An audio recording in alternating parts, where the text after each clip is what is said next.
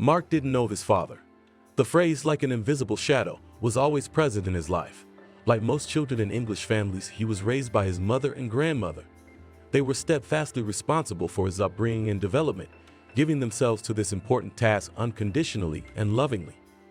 Even at Mark's birth, doctors told his mother Agnes that it would be better to get rid of the boy so that he would not suffer in such conditions. She voiced her concerns, believing that a child with such a family situation might face problems and suffering in life.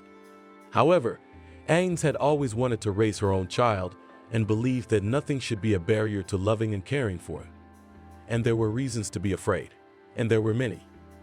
Margaret, Mark's grandmother, was very fond of drink. On the face of it was a fragile and kind woman, but as soon as she touched a glass, she immediately turned into a true monster, could swear like a cobbler for hours, raised her hand at her daughter, quarreled with neighbors, and behaved in a way that does not befit grown-up, well-mannered women. Another reason was that Agnes hid from others the truth about who was the father of her young son. Agnes did not like to think about her child's possible genetic disorders. She knew that one person could not solve all problems, but she was ready to do her best to find the necessary support and help. Nevertheless, somewhere deep inside, she knew as a true mother that her baby should be born healthy, that he would not have any health-related problems. At least she hoped, and every night she prayed to God to help her raise a worthy man. Agnes sat in her room, hearing the whispers and laughter of the laboring women behind her as they accepted gifts from their loving men. Her heart thumped heavily in her chest. No one visited her or gave her gifts. Because of this, she was getting more and more upset. She tried to hold back her tears by closing her eyes and concentrated on her breathing. She realized that worrying and having nervous breakdowns was not going to help her or her future child in any way. She wanted to give him a peaceful start in this world, despite her own sadness. However, with each passing day, the negative thoughts kept coming back to her. They swirled in the girl's head like some endless cycle. The smiling neighbors reminded Agnes of her own loneliness. She could not understand why her holy state of motherhood was not valued, as well as the little lives that other women in labor carried under their hearts. But such is the fate of a single mother. No one ever came to her, visited her, or even just called to inquire about her well-being and the condition of her unborn child. The boy's labor was quite easy and quick. It should be noted that it was the first labor in the life of Agnes. However, she surprisingly understood on instinct what to do and how to behave at that moment. She felt the need to control her breathing and tense her muscles. It was as if it was something she had once known. Perhaps she had seen it in some documentary on TV and was somehow able to subconsciously remember what needed to be done, but she could not remember the details. During the birth, Agnes showed a high degree of awareness and the ability to listen to her own body. The midwives praised the brave and courageous mommy for a long time. A few hours later during labor, Agnes heard the blessed sound of a baby crying. This sound plunged her into joy and happiness. At last her baby was born. When Mark was born, Agnes was overjoyed. A healthy, strong baby with blue eyes and blonde hair. He even cried in a special way for her. The young mother couldn't stop smiling at her baby. Now she realized that she was ready to give her whole life for him. However, the first 5 years of Mark's life were not as sunny as she would have liked.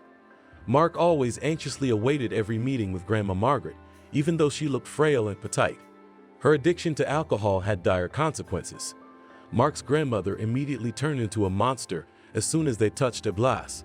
Their family quarrels were always characterized by emotional intensity. When Margaret, immersed in her evening pummeling rituals, began to change right before the little boy's eyes, her kind eyes would pour with fury into the gentle lips of a spewer or curses and insults. She was becoming unrecognizable, and this change of personality deeply hurt her loved ones. The most bitter words, however, were addressed by Margaret to her daughter, to Mark's mother. The hand that for so many years had gently drawn him into her arms suddenly rose to inflict pain. The young woman was suffering from conflicts with her mother, and at the same time was in a vicious circle because she could not leave her alone in this condition. Neighbors witnessed these unsightly scenes and also suffered from Margaret's behavior. Her loud arguments that lasted for hours caused tension in all the immediate neighbors. People would shut the door and turn off the lights in their apartments in an attempt to isolate themselves from this negativity, hoping that Margaret would not knock on the door today. One day Margaret went so far in her rage that she inadvertently hit little Mark in the kitchen, where they were at that moment for a few seconds. Silence reigned. The little offended toddler looked at his grandmother, not realizing what evil he had done to suffer such a punishment. In Margaret's eyes, meanwhile, the rage was changing to terror, the horror of realizing what she had done, however inadvertently, but it was she who had done it. Mark cried, and his grandmother cried. With him, he from pain, and she from the realization of the worthlessness of her life.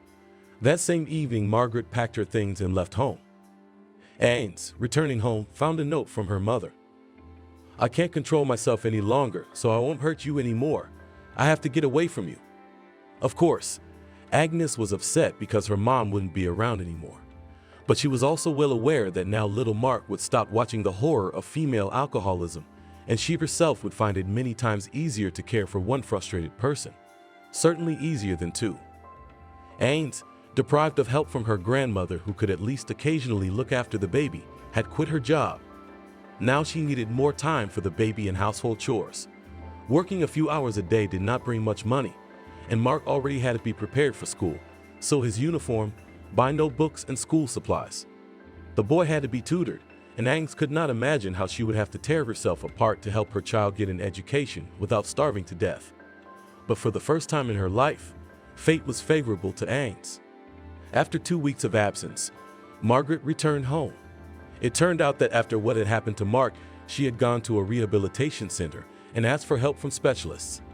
All this time she was undergoing treatment, accepting the help of psychologists and doctors, inspired by a single thought. She is doing this in order to never harm the baby again. Margaret quit alcohol to help Mark get back on his feet. Now she is ready to help him with his studies, taking him to school and meeting him on the way home. She will be a model good grandmother, even though she has never been a good mother. Together she and Agnes will prepare the boy for school.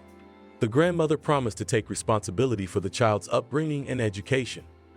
Agnes, meanwhile, settled down and worked 2 jobs. During the day, she was a cashier at a local stall near the house, and in the evening she worked part-time as a cleaner. She was doing her best to provide her child with a happy life. Money from one place was not enough, so the girl had to work constantly to provide her family with a roof over their heads, a delicious meal and quality clothes for the child. The money was in short supply, but there was enough for everything necessary. And then came the day that changed everything. Mark got sick. At first it seemed like just a common cold. No stuffy, sore throat, slightly feverish. Agnes decided that the child should rest for a couple of days, drink hot tea with honey, and hope that everything would go away by itself. However, a few days later his condition only worsened. Breathing became difficult. A harsh cough appeared and cramps began to engulf his body. And that's when the boy's mother decided that it was definitely time to see a doctor. The doctor who came immediately made a preliminary diagnosis of pneumonia. An X-ray was required to confirm it. This was not easy for Mark's family, given their financial situation.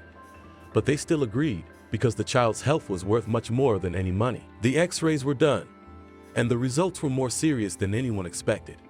Mark had pockets of pneumonia, and the doctors strongly recommended hospitalization. Agnes borrowed money from some friends, colleagues, and even neighbors to get Mark admitted to the hospital. The trip to the hospital was the hardest and longest of his life. Mark felt weak, but he didn't know if he could go through the ordeal to beat his illness. The days, weeks stretched slowly, but Mark was on the road to recovery. Doctors monitored his condition regularly, and gradually his lungs were cleared. It was a long and difficult fight for the baby's life. After several months, Mark finally had a positive result. His lungs recovered completely, and he was able to resume his life again. However, such severe illnesses do not pass without a trace for small children. Mark lost a lot of weight. Bags appeared under his eyes.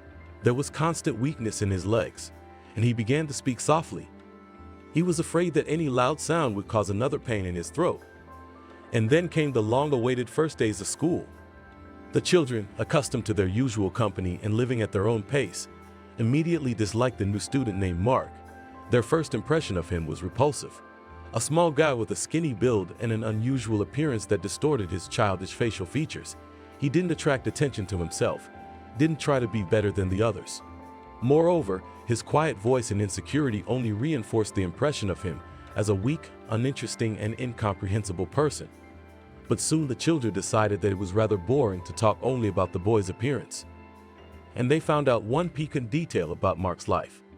The absence of a father and a new classmate now became the basis for children's rudeness and bullying. The judgment and taunts that Mark was someone else's mistake or failure became frequent. "Nibbler, your mother conceived you under a bush," they laughed. Mark, in turn, continued to be silent and patient, suppressing his emotions and only occasionally showing a slight sadness on his face. He tried to ignore the mockery and ridicule. But every time he was compared to others, something inside him fluttered, pain and frustration. He didn't understand why his father's absence was such a serious indictment on him. It wasn't his fault after all. The school years went on. Mark continued to study. Ains worked tirelessly. The boys continued to bully the boy. He was used to the constant teasing from his classmates. He was not surprised to find a piece of dirt or a toad in his backpack. Grandma Margaret didn't snap anymore. She continued to see Mark off and on from school, to do homework with him, to go for walks, and to cook dinner together for his mother, who, as always, would come home too late for the child to have a chance to talk to her. Practically all the way through 4th grade, the grandmother raised her grandson. But age made itself felt. One morning, the grandmother didn't wake up. Agnes hadn't gone out to any of her chores that day, and little Mark hadn't gone to school. They sat over Grandma's bed and cried quietly, hugging each other. When the doctors arrived, Agnes didn't know what to do. She had no money for a decent funeral. With one last look at her mother's pale face, Agnes realized that she was facing a difficult challenge. The blow of fate had come unexpectedly and mercilessly, like a winter hailstorm destroying a blooming vegetable garden. Turning everything inside out, the pain twisted her heart, and the fear for Mark's future made her tremble. He was just a child just starting out in this world. How could he be left alone to be torn from his childhood and transported into the cruel world of adults? Remembering the warmth and love that his grandmother tirelessly gave Mark, in the last years of her life, Agnes was determined not to let her family ruin his bright future. She herself was a simple woman whose hands were used to labor and constant effort. But despite her poor savings, she possessed an incorruptible fortitude and a desire to do better. She knew that she could not stand in one place despite everything that fate had in store for her. After the death of his beloved grandmother, Mark's life became even more difficult. Every day at school turned into a real nightmare. Classmates who have long lacked any notion of compassion and respect for others began to direct all their anger and rage at the boy. Instead of supporting and understanding him, they turned the pain and sadness of a classmate into an object of their bullying. Mark's unhappiness and longing became mere entertainment for them. They mocked and taunted and humiliated the classmate. Every bad grade Mark received made them laugh and want to humiliate him even more. They did everything they could to make him feel like a total failure. But even getting good grades, Mark couldn't savor his success.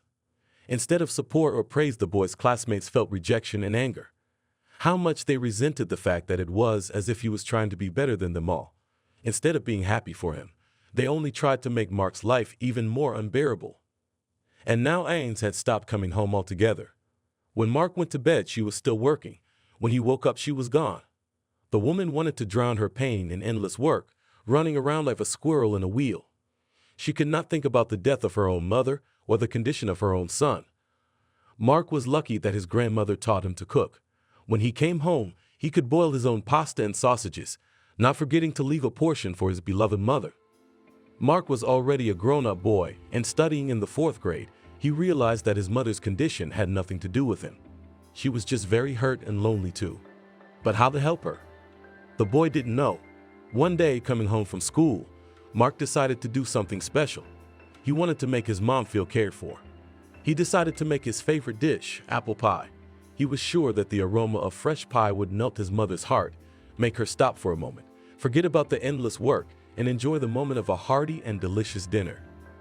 Having done his homework and done the cleaning that was now his responsibility, he arranged all the necessary ingredients and set to work. All the while, Mark pondered how else he could help his mom, how she could deal with her grief and loneliness. After all, he wanted to see her happy and smiling too. When the cake was already cooked in the oven, it was 11 o'clock at night. Usually at this time, Agnes returned home. Today was no exception, and it was almost Mark's only chance to talk to his mother. Taking her bags, he told her that he understood how difficult it was for her and that he was always there for her. The boy explained that his help could be with various small things, cooking, cleaning the house, or just being there to listen. Agnes looked at the boy in surprise. It had been so long since she had been with her son that she had not noticed how he had gone from a small, unintelligent boy to the kind of man she prayed for at night. Agnes fell on her knees in front of Mark and apologized for her behavior. Tears flowed down her cheeks. She hugged her son and told him she couldn't imagine her life without him. She was so busy with her own problems and thoughts that she couldn't. And to think that her son must be 100 times worse off than she was. After all, he has lost not only his grandmother, but also his mother, who was away at work 24 hours a day. Agnes and Mark made a pact. He goes to school on his own and does his homework. Once a week, he helps her with cleaning and dinner. She, in turn, quits her second job and devotes a little more time to herself and her son. One day, the woman came home and said that she had met a new man at work, the usual provincial dating story. He was buying groceries from her at the store and asked her when she was free. And Agnes agreed to meet him the next day. Mark was surprised and a little disturbed by this news. He started asking Agnes questions about the new man, but the girl herself didn't really know what to say. They didn't know each other that well. In fact, she had not talked to the man for more than a couple of minutes and only learned that his name was Dylan and he would meet Agnes at the appointed time at the store. Seeing the smile on his mom's face, Mark realized that this man made his mom happy and exhaled, hoping the new acquaintance wouldn't hurt them. All the next day, the school hallway was permeated with rumors of Mark's mother's future date. The students didn't hold back their curiosity and jokingly commented on the situation disrespectfully. She doesn't know what to do. I mean, she's divorced with a trailer. Here and immediately jumps on the first man. Mock classmates. Mark was greatly distressed by this attitude of others. He realized that this situation concerned only his family, and it caused unpleasant emotions in him. It was hurtful to hear the bad jokes and discussions about his mother's date. He desperately wished his classmates would show more understanding and respect for other people's family matters. But all he heard in response were insults. Mark had long since gotten used to jokes about himself, tried to put up with this fact and keep his dignity in these situations. But he could not tolerate insults against his mother. Coming to the main one outside the classroom door, he swung around and with all his might hit him in the nose with his fist. It blowed. A classmate screamed. At the noise, the teachers ran to the room and saw Mark standing, clenched fists over the boy with a broken nose. Look at that, a fatherless child growing up. They shouted in the principal's office, no man in the house, so they can't raise a boy. The teachers read it.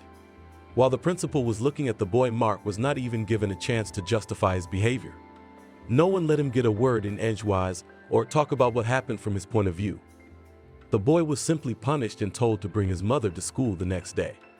Mark walked out of the school building and headed for the exit with his head down. He was so upset about the situation that he didn't even look around. But someone stopped him by putting their hand on his shoulder. It was Mom. She looked so affectionate and tender that Mark didn't immediately dare to tell her about being called to the principal's office.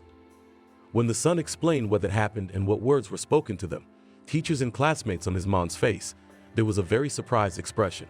He told her everything as it was about how he had been insulted since the first grade, how he could be beaten after school for not having a father, about the taunts for bad marks and the threats for good ones, told about the kicking and swearing. For the first time in his life, he was telling his mother the whole truth about the school. Agnes had no idea that such a thing could happen to her son because she always tried to give him all the quality new clothes, help in his studies. She herself worked honestly and never cheated anyone. It was amazing to her how cruel children can be and how many reasons they can think of to do someone bad. Suddenly, someone behind her back said quietly, "I'll deal with this in a moment." Mark looked over his mother's shoulder and saw a tall man with long dark hair and a black shirt and pants. He told Agnes to wait for him on the playground while he dealt with matters at school. Mark scrutinized the stranger, trying to figure out who he was, what he wanted. The man seemed unusually determined. His eyes glowed with confidence. Mark noticed that his mom knew the man as she nodded in agreement. Leaving his mom on the playground, Mark followed the stranger into the school. They walked silently down the hallways through groups of students who were looking at them curiously. It seemed to Mark that all eyes were on him and this mysterious man. Entering the principal's office, Mark saw the man sit down in the chair across from him without permission and with a nod of his head, urged him to speak. The boy had never seen people act so confidently before, and he was surprised. The stranger introduced himself as Dylan and asked the principal about the situation that had just occurred. The principal stammered and began to recount how this street kid had broken his classmate's nose for merely making a joke. When the man leaned over to Mark and asked him to tell his story, the boy experienced a mixed feeling of both fear and interest at the same time. It was curious as to why this man was interested in his life. However, it was scary to think that there might be some problems. He told everything as honestly as he could about the constant humiliation, the dislike of his classmates, and the fact that he couldn't stand it when his mother was called names. "You're a real man," said Dylan, having listened to the boy's story to the end. And he also said that from today Mark does not study in this school, because now he is taken away to study in a more prestigious place with professional teachers who come to help in any situation, and with adequate students who do not insult their classmates and do not humiliate for another family status. And then the man asked Mark to go outside to his mom so that she would not be bored alone. "What happened, Mark?" she asked curiously. Mark thought for a second before telling his mom everything that had happened. They sat on the bench and Mark began to talk about Dylan and his strange questions and even what he said about the other school. My mom listened intently, and at the end she said, "Mark, that was a counselor from another more prestigious school who cares about our well-being. He just wanted to know more about your life at school to help us all in creating a safe, friendly environment. Don't worry, everything will be fine." Mark felt relieved and realized that Dylan was doing this for all of them. And then his mom added that he was the exact man who wanted to meet her and was asking her out. He suggested that she pick Mark up at school in his car to make her son happy. And now, apparently, when he heard the boy's horrific story, he felt compelled to intervene. "Your son, a true hero, he protected you." Dylan's voice came from behind Mark's back. "Some bullies insulted you in front of him, and he stood up for you. Only the headmaster didn't appreciate it and sided with those guys. That's okay. I've already arranged for you to study in a new place next week." Dylan turned to Mark. Agnes was somewhat hurt and discouraged to hear that her son had been insulted and underestimated by the headmaster. She opened her mouth to say something in response, but the words stuck in her throat. She simply could not believe that his son had been the victim of ridicule and humiliation. Dylan, Agnes' new friend, turned to her with sympathy and pride in his voice. He knew how proud the woman was of her son, and he wanted to emphasize that even in such an unpleasant situation, her son had shown courage and stood up for his family's honor. It was hard for Agnes to believe that her young son was capable of such actions. She had always thought of him as a quiet boy, but apparently there was a real hero languishing inside him. The woman was suddenly so warm with pride and love for her son. She realized that the school where the child was studying played the most negative role in this situation. But that did not mean that she should run away from the problem and look for another place to study. Agnes decided to take a different course of action. She decided that she should go to the headmaster and try to explain the situation. Perhaps the principal just didn't know all the details and made the wrong decision. The girl hoped that after carefully listening to her principal would realize that the child did not deserve punishment, but on the contrary, deserved support and encouragement for his valiant deed. She gathered herself and headed for the school. Her heart was beating faster than usual with anger and resentment that her boy had been so brazenly wronged all this time, and she had not even suspected it. She felt like a bad mother and blamed herself for never being truly present in her own son's life. But now there was determination and confidence within her. She was willing to go to any lengths to protect and support her son. The meeting with the principal did not go as smoothly as Agnes had hoped, to her attempts to explain the situation. The principal only shrugged his shoulders, saying that you had already found a stepfather for your son. That's what your little man said, he decided. On top of everything else, he promised to report us, and we don't forgive that. He's wrinkling his nose in resentment or jealousy, and Agnes suddenly realized that it was pointless to expect kindness and understanding from children taught by such teachers. She went into the office of her son's class teacher and took all his personal belongings. As Agnes walked out of the school building, she saw her son and Dylan walking on the playground outside the school. Agnes smiled as she looked at them. She was pleased to see Mark socializing and spending time with Dylan, even though they knew each other so little. Agnes slowly started to walk towards them, enjoying the warm rays of the evening sun and thinking that Dylan was probably right that the boy should just be sent to another school. The poor kid had been humiliated enough as it was. It was time for him to learn that there was another life, where classmates did not insult each other and teachers taught good and light. When Mark and Dylan noticed her approach, They smiled at each other and whispered about something. Agnes squinted her eyes, trying to guess what the two were up to, but was quickly distracted when Mark came up to her and hugged her tightly. Agnes hugged her son back and kissed him gently on his hair. Her heart was full of gratitude that she had such a splendid son and such a wonderful friend with whom to share both joys and sorrows. Now she must be a good friend to him too. The sound of the bell came from the school. Lessons were over. Children began to run out of the school, shouting and waving bags of shoes. Some rushed to the playground to play, others rushed home to their parents. Mark said he wanted to get out of here so he wouldn't have to see or hear any more of his classmates who had hurt him for years. Dylan and Agnes nodded and all of them headed for the school gates. As soon as they crossed the threshold behind them, a whistle was heard. It was Mark's classmates coming out of the school. "What's up, jerk? Did you find an uncle who will beat you with a belt?" They shouted. Mark didn't turn around at that shout. Over the years of bullying, he had learned that sometimes it was better not to react at all. Once the bullies got bored, they would immediately back off. But what would happen next, Mark certainly hadn't expected. Dylan took the car keys out of his coat pocket and pressed the button. A large black car blinked its headlights in response. The boy didn't know the make, but he thought it was the coolest and most beautiful car he had ever seen behind him. He heard admiring sighs and whispers from the bullies. "Look at that car," they were saying to each other. Mark climbed into the back seat as Dylan helped him open the car door. He realized that now the bullies and those insulting him were envious of him with all their souls. He felt inside an indescribable feeling of victory and pride for himself and for his mom and for her new friend. He did not know what would happen next, but he realized that the hardest stage of his life was over. "Well, Agnes, Mark and I have a present for you," Dylan said. The woman didn't know what he was talking about. Until the car stopped in front of the restaurant, they decided to have a romantic dinner for the whole family. Perplexed, she looked at Dylan with a smile and raised her eyebrows questioningly. Mark too looked at her with a smile full of anticipation. Was this really the gift they had in mind for her? She didn't know what to say to such an offer. It had been so long since she'd been to a restaurant. And now she didn't look like a woman who was going to come to an expensive place. But pulling herself together, she agreed to go inside. The restaurant was decorated in the style of an English village. The interior lent itself to a romantic dinner, and Agnes realized that her men had really made an effort for her. Mark took her mother's hand, smiled, and together they went to a vacant table, which was decorated with flowers and candles.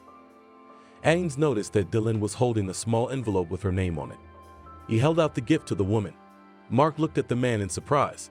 He didn't know that there was a surprise planned besides a delicious dinner. When he opened the envelope, Agnes smiled broadly and her eyes shone. It was 3 theater tickets for Saturday night's Scarlet sales. One of the best love stories ever told, according to Agnes. "I'm inviting you two to the theater," Dylan said hopefully. They were front row tickets, and the woman had a couple of days to prepare for the event.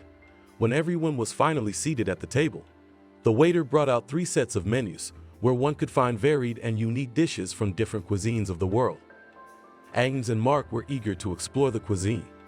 But Dylan seemed to have been to this place often, because he didn't even bother to choose and said that he already knew what he wanted to order. Every dish that the waiters brought that evening was so exquisite and beautifully decorated that little Mark's surprise was unparalleled. Elegant appetizers, fresh, delicate salads, dazzlingly juicy steak. All of it had impeccable taste and flavor. The boy had never been to an establishment like this before. He couldn't even imagine how beautiful different dishes could be served.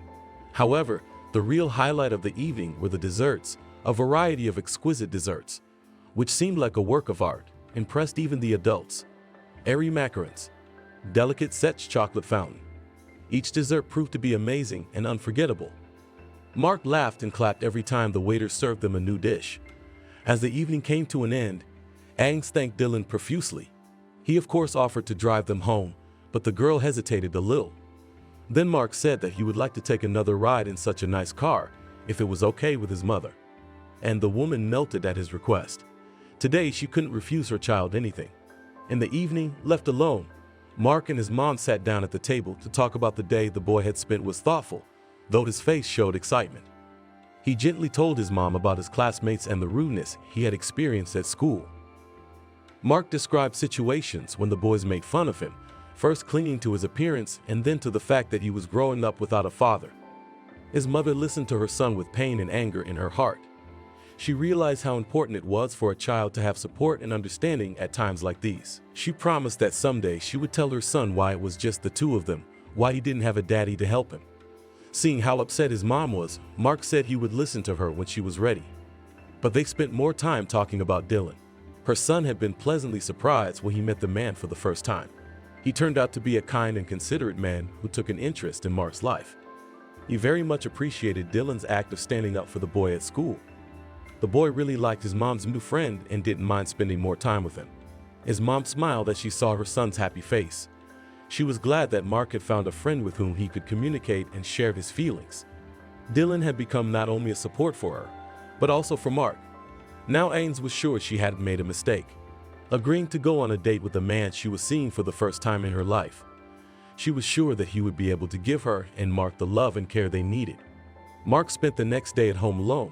While his mother was at work, yellow leaves were falling outside the window, creating a cozy atmosphere inside the house. Mark, leaving his favorite warm sweater, sat on the couch with a book.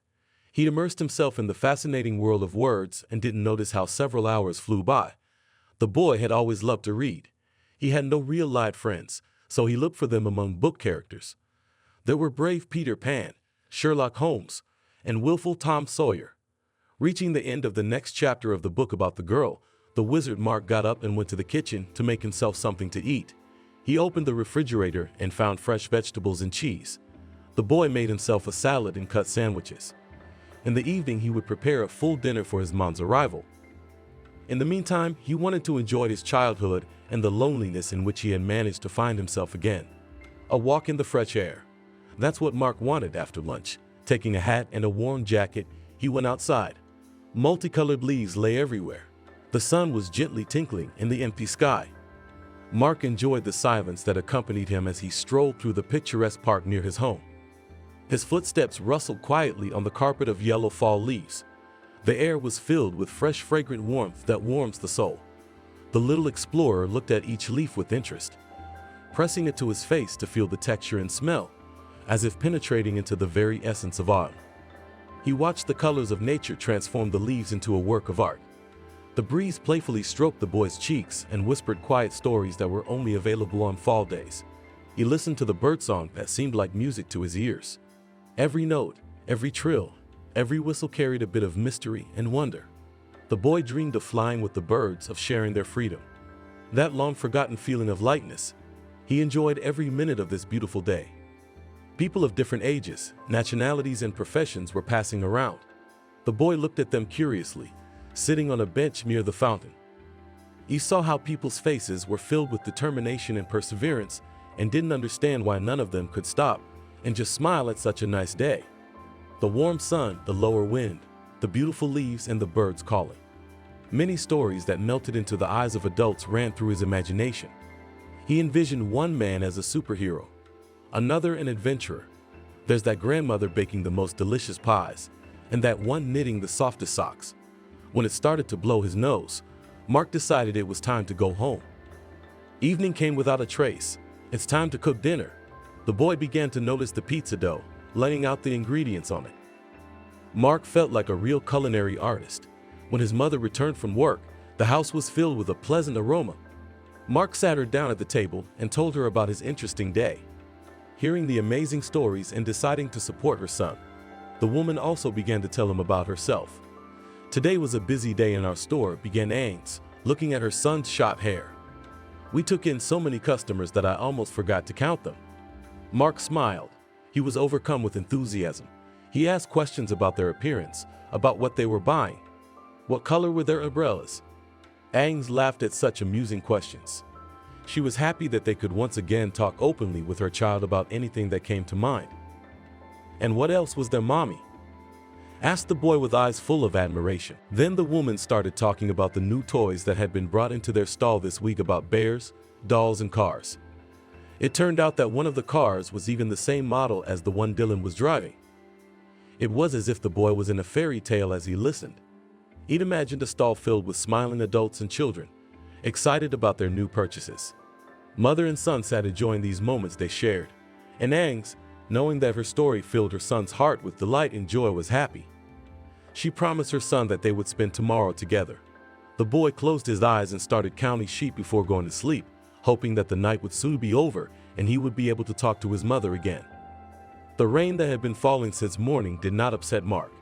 He and his mother decided to make the day worthwhile by going shopping in town. All the shop windows shone and sparkling mannequins beckoned to them. Agnes wanted to find a new dress suitable for the upcoming trip to the theater.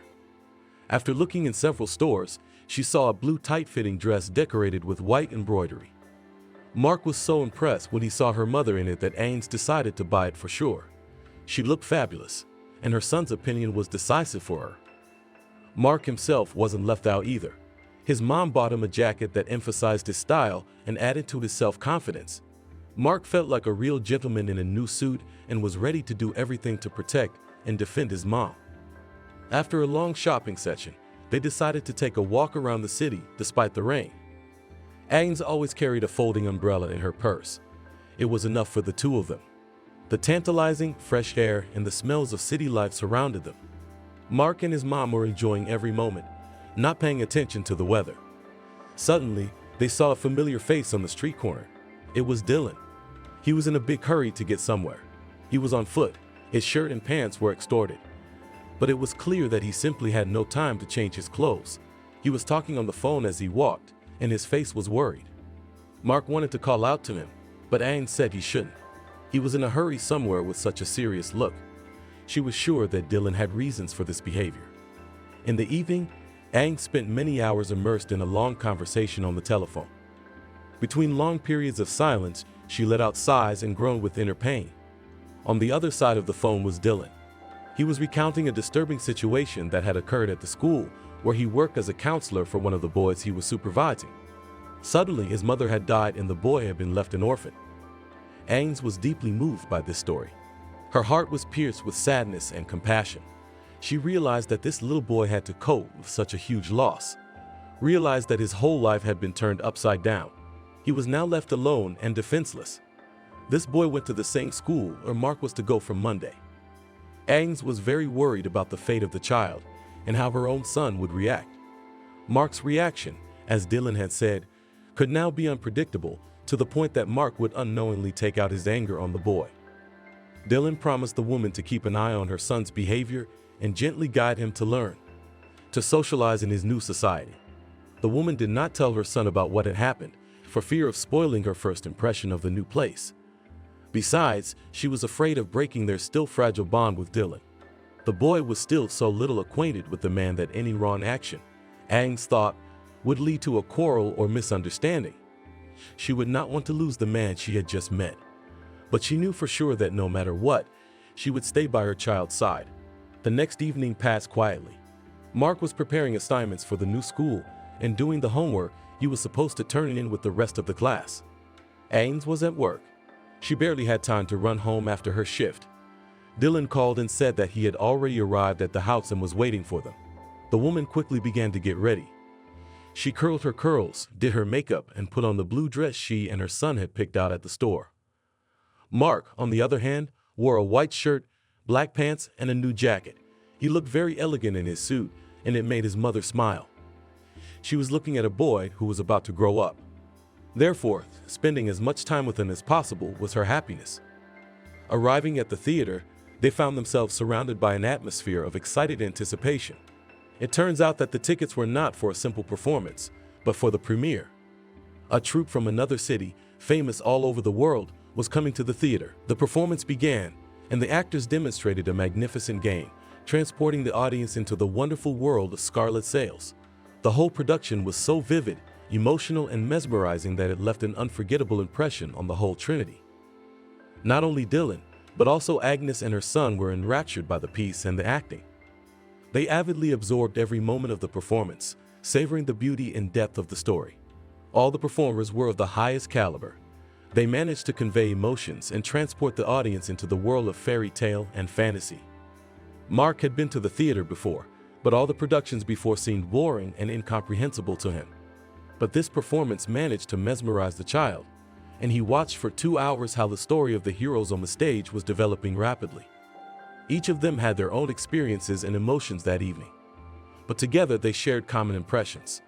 What made this performance special and meaningful for the whole trio? At the end of the performance, all the people in the theater stood and showed their gratitude to the performers. The premiere caused a flurry of applause. It shook to the core of every spectator in the hall. And even the actors themselves did not expect such an emotional reaction of the audience. Returning home, after a wonderful evening at the theater, they continued to discuss everything they saw and felt. Mark said that in his literature class, he would tell about his trip to the theater and advise all his new classmates to visit Scarlet Sales, as long as such a famous troupe is in their town. A new week has started and Mark is off to a new school. It was unexpected and a little exciting, especially in the middle of the school year. The boy felt a weight on his shoulders, the fear of facing misunderstandings and misconceptions about himself again.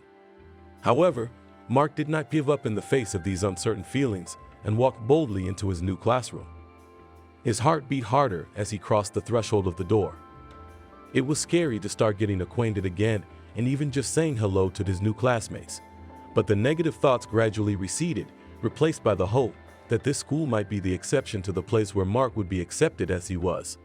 When one of his new classmates offered Mark a seat next to him, the boy realized that the new school was indeed different from the old one. The new desk mate's name was Alan. He had blue eyes, blonde, short hair, and slightly protruding teeth, because of which Alan resembled a golfer. A slender girl with deep-looking, bright blue eyes entered the office. Her red hair fell lightly over her shoulders, creating a slight aura of mystery. Upon seeing the new student, she smiled gently and introduced herself quietly.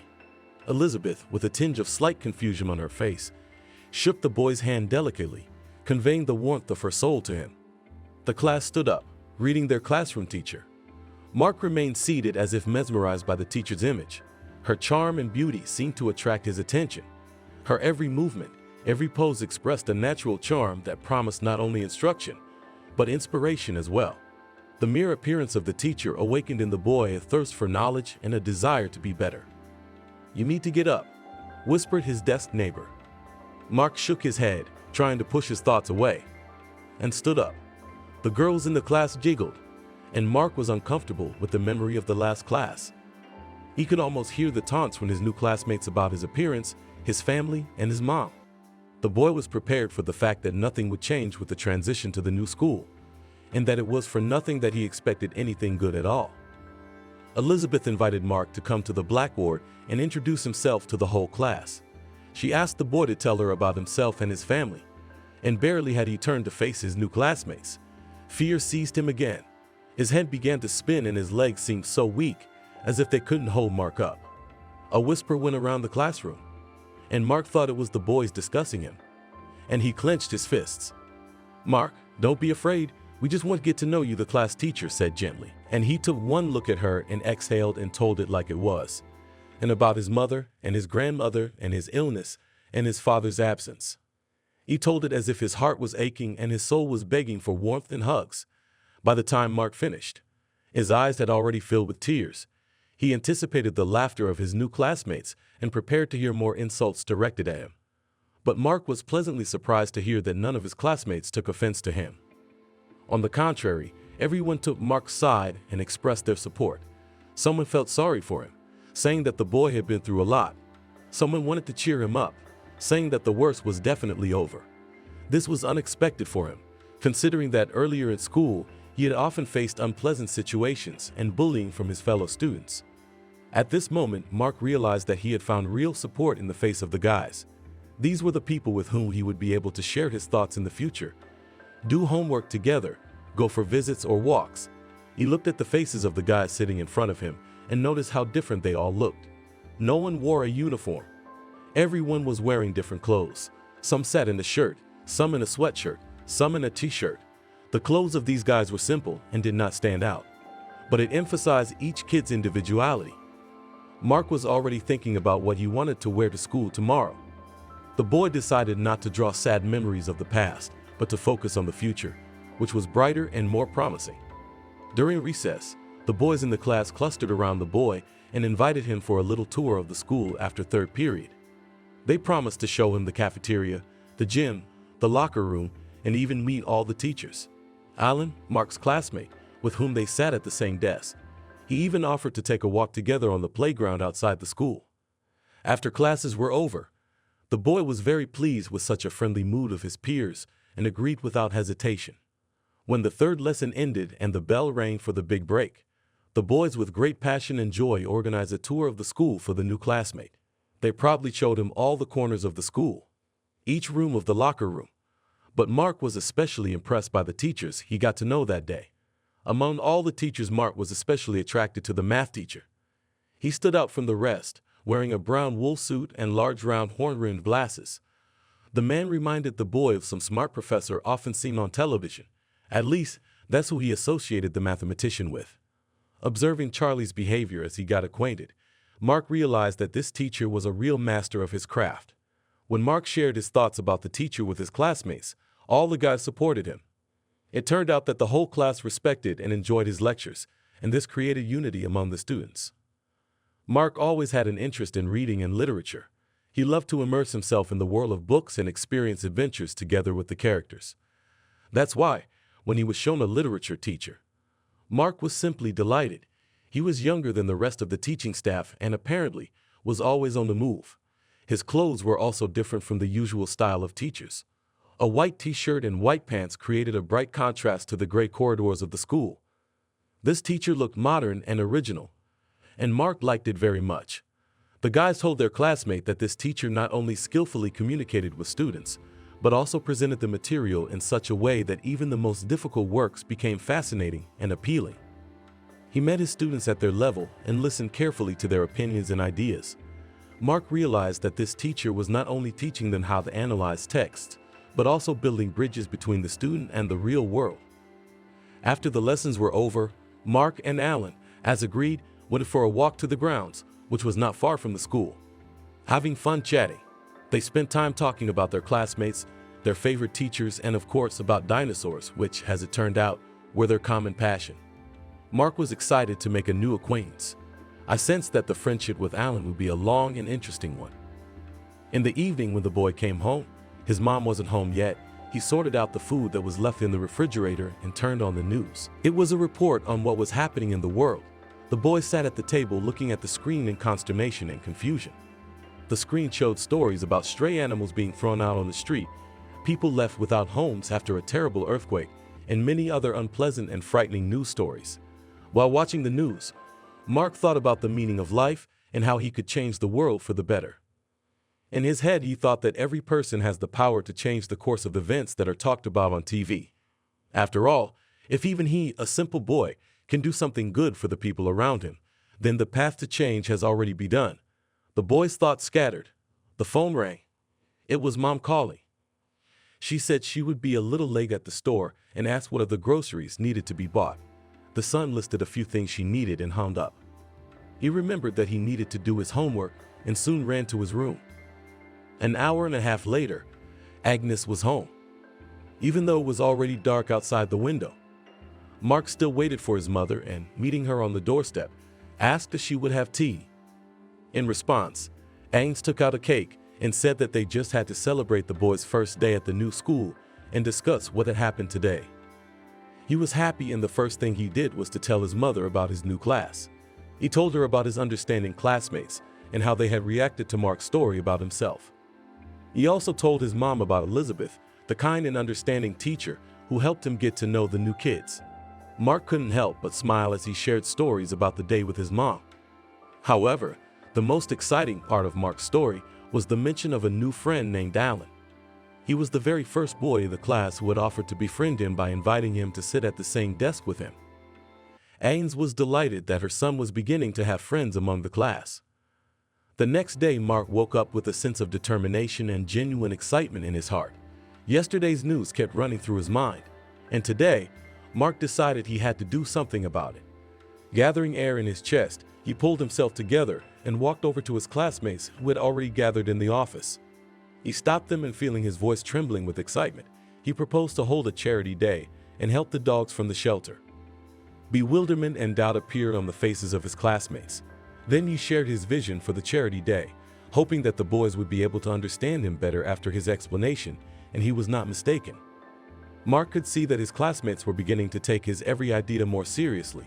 Their looks were becoming more confident and determined by the minute.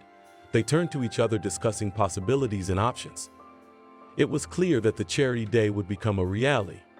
Mark was filled with pride and hope that they could make the world a little better and kinder. The boy was very happy that instead of doubts and ridicule, there were now words of support and admiration. When Elizabeth entered the hall, all the children began to tell her about the charity day and asked for her help in organizing it. The teacher was delighted with the children's idea, and when she heard that a new student had come up with it, she called him to the blackboard. There he again told her about his desire to help homeless animals and what he had seen on the news last night. Elizabeth thanked Mark for his big heart and suggested that he tell the whole school about the idea. The next day, the class had already begun active preparations, printing out announcements and hanging them in the school hallways. The guys approached the high school students and collected money for food and medicine for the dogs from the shelter. All in one day. Shelter Outreach Day no longer seemed like just an idea Mark had. It became a real project that everyone was talking about. Each day, more and more participants and supportive people showed up. A week later came the long-awaited event for all the students of the school, an excursion to the dog shelter located on the outskirts of the city. Already from the very morning, the children were in anticipation of meeting new furry friends. When they arrived at the place, they were met by the warm and caring staff of the shelter, who looked after the homeless dogs with great love. The volunteers told the children the history of the shelter, about its founding and its mission to help and care for animals without shelter and love. The students were surprised and delighted to learn that thanks to dog shelters, many homeless animals find their caring owners. Not being able to stand the long wait, the boys rushed to the dogs that were in the enclosures. All day long, the students walked with the dogs in the fresh air, helped the adults to wash the large animals, clean them, and trim their nails. All the volunteers and shelter staff came up to Mark and personally thanked him for bringing them such a great team to help care for the dogs. Some of the kids couldn't resist the cute furry creatures and decided to take the dogs to their homes to give them a long overdue home and care. The teachers of each class called the parents of the students and asked permission. No one wanted a dog or cat, of which there were also quite a few in the shelter, to come back here again after experiencing the hope of finding a home. Returning to the city center, each student was filled with the joy of interacting with the dogs, and their visit to the dog shelter was a true celebration of kindness, love, and compassion. Passers-by turned around at such a large group of school children, among whom large dogs and small puppies were already walking, and two girls were carrying kittens in their arms. When Mark came home, his mother was already waiting for him. And in the kitchen, their guest Dylan was sitting there. It turned out that he had told Ains about this big campaign that Mark had launched at the school. And now, as a psychologist, he wanted to discuss it with Mark personally. At first, the boy was afraid that he would be scolded for what he had done. After all, he had never done such a thing and didn't know what the consequences were for such behavior. But Dylan began to praise the child. His face lit up with a genuine smile, and his eyes lit up with grateful hope. The boy felt supported and inspired, and was now ready to conquer new horizons and show the world his potential. His heart was filled with hope and determination. Mark suggested to his mom that she too take an animal from the shelter to her home. However, to Mark's surprise, Aang said that it was not the right time to get a pet. The boy was upset because he thought that a dog could be his loyal friend, companion, and source of endless joy. He imagined how he would walk with his dog in the park, play with him in the fresh air, and just enjoy their time together. He had even thought of a name for Rocky's future pet. Aang had always wanted a pet too.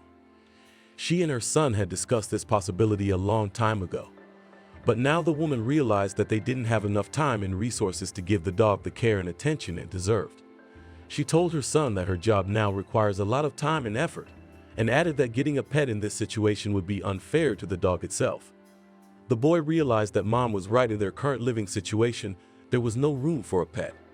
Mark felt a heavy sense of disappointment, but he realized that this was the most sensible and responsible decision. He promised his mom that they would wait and find a better time and environment for the dog when the time was right.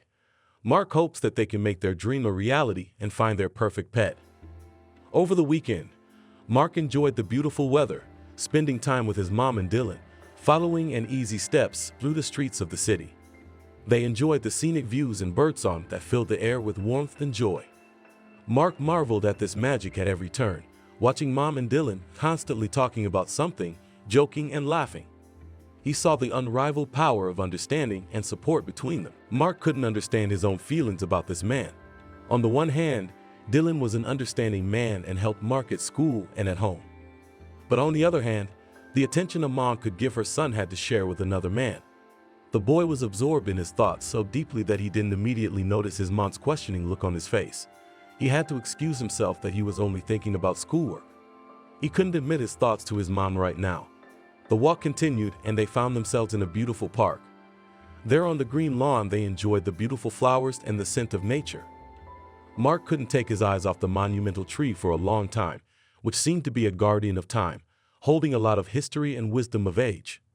He immediately began to make up a tale of how this mighty strong tree grew, what stories had befallen it over the years.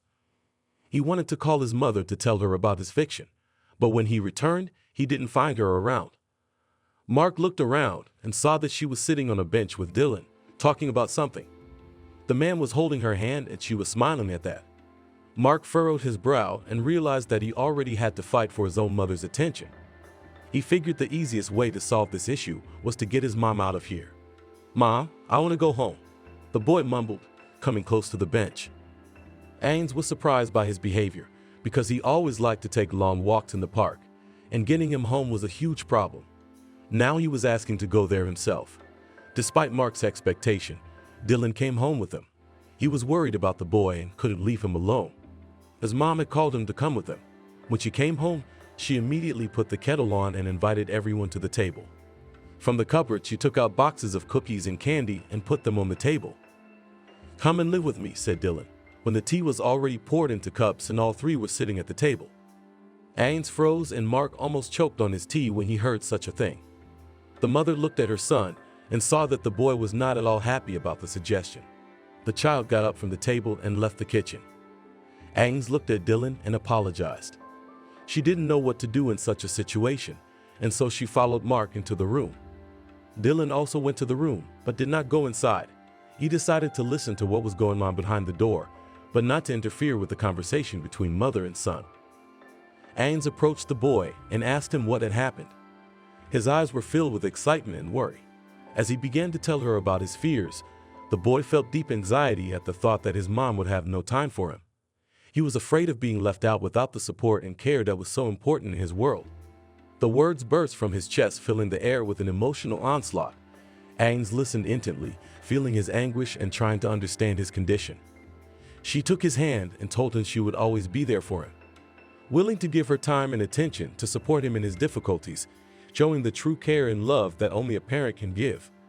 Agnes promised the boy that he would never be alone and that his feelings would always matter. Dylan knocked on the door of the room and Mark allowed him to enter. He walked over to the boy and promised him that he would never come between a mom and her child. And if Mark is scared right now, it's a very natural state of any human being. But Mark must know that Dylan is a real man and will not let either Ains or Mark feel uncomfortable around him. To ease the pressure a little, Dylan suggested that both Ains and Mark should at least visit him and see the place where he lives. But he warned that it would take half an hour, so they should think about it carefully. Ains and Mark nodded to each other and agreed to the familiarization trip.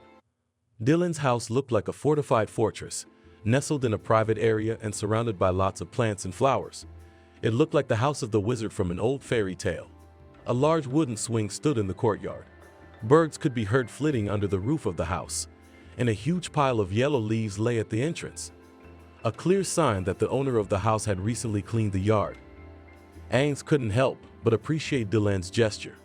She was pleased that after such a short but warm meeting, the man had offered her a place to live together and to take such good care of her child. But she also saw how serious Dylan's proposal had become for her son. Mark was used to his cozy home, friends, and school. He dreaded the unknown and the loss of all his habits. Doubts hung in the air, and the girl promised Dylan to think about his proposal and once again discuss everything thoughtfully with her son. Dylan realized that Mark and Ains needed to be alone now, so he suggested that they take a cab home so that they could talk quietly. The whole evening was spent thinking. They talked to Mark about jealousy and trust. Mom told the boy about her love for him and her feelings for Dylan. Ains was as honest as possible with her child so that her son would understand her correctly and make a decision he would not regret. She promised her son that they could return to their home as soon as he wanted to, and Mark agreed to try. In the morning, Ains woke up with faith in her decision. She realized that she needed to take a risk and give the new beginning a chance. Deciding to trust Dylan, Ains and Mark agreed to his proposal. Mother and son set about packing their belongings. It was decided to pack only the essentials and bring the rest over time. Dresses, shirts, pants, and so on. Agnes' clothes took up only one small sports bag. The girl didn't like to keep things she didn't wear. Her son's clothes took up about the same amount of space. But to the clothes were also added toys constructor and a few of the most favorite books. Shoes for 2 fit into 7 boxes. Textbooks, notebooks, Mark's stationery completely fit into the school backpack. The woman packed a few more necessities into bags, and she called Dylan.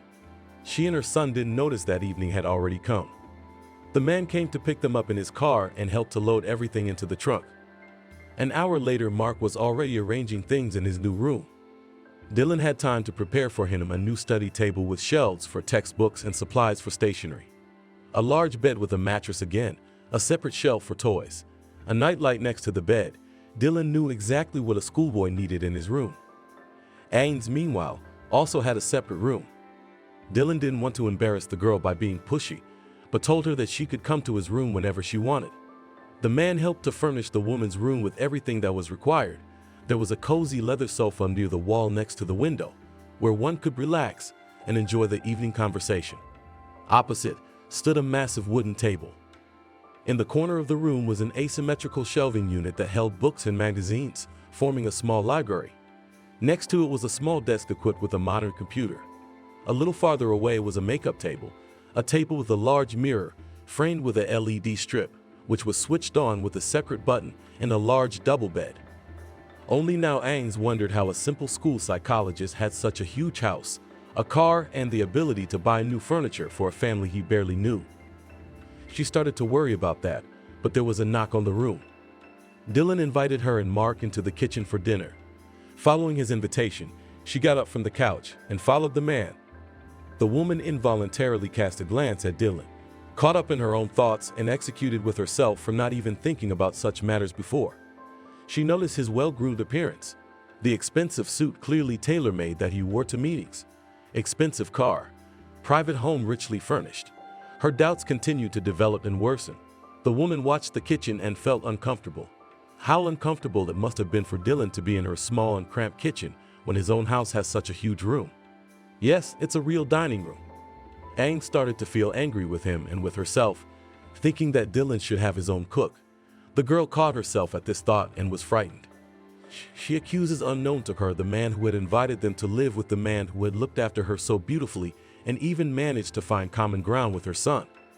Nevertheless, the question of abundance still interested her.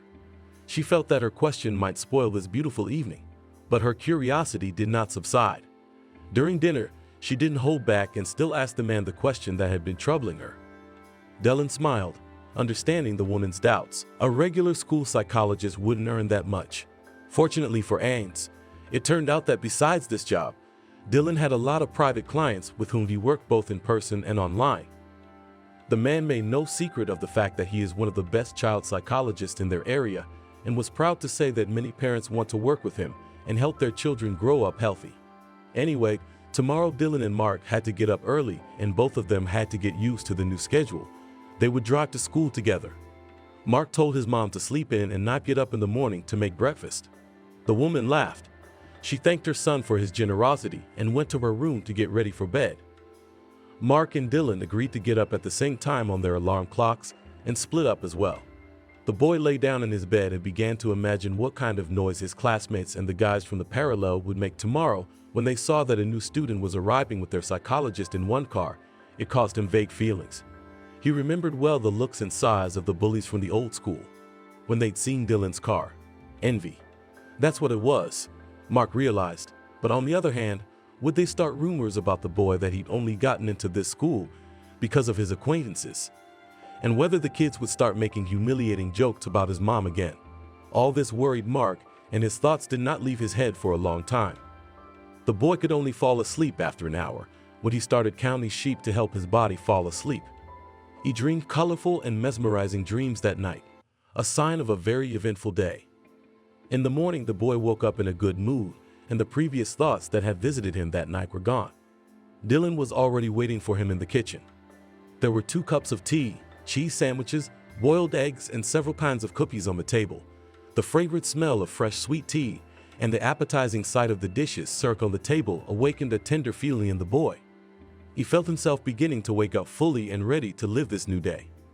Mark took a quick glance around the kitchen. The light of the morning sun was already shining through the curtains. The sky was changing from gray to soft blue. Birds were singing under the window. Gradually, his eyes stopped on the teddy bear he had apparently forgotten. Here yesterday, Teddy had been neatly planted at the table like a real member of the family. Dylan was sitting in a chair making himself a sandwich of cheese, sausage, and cucumber. It looked so appetizing that the boy felt the taste on his tongue and swallowed. Sitting down at the table, Mark took a sip of fresh tea.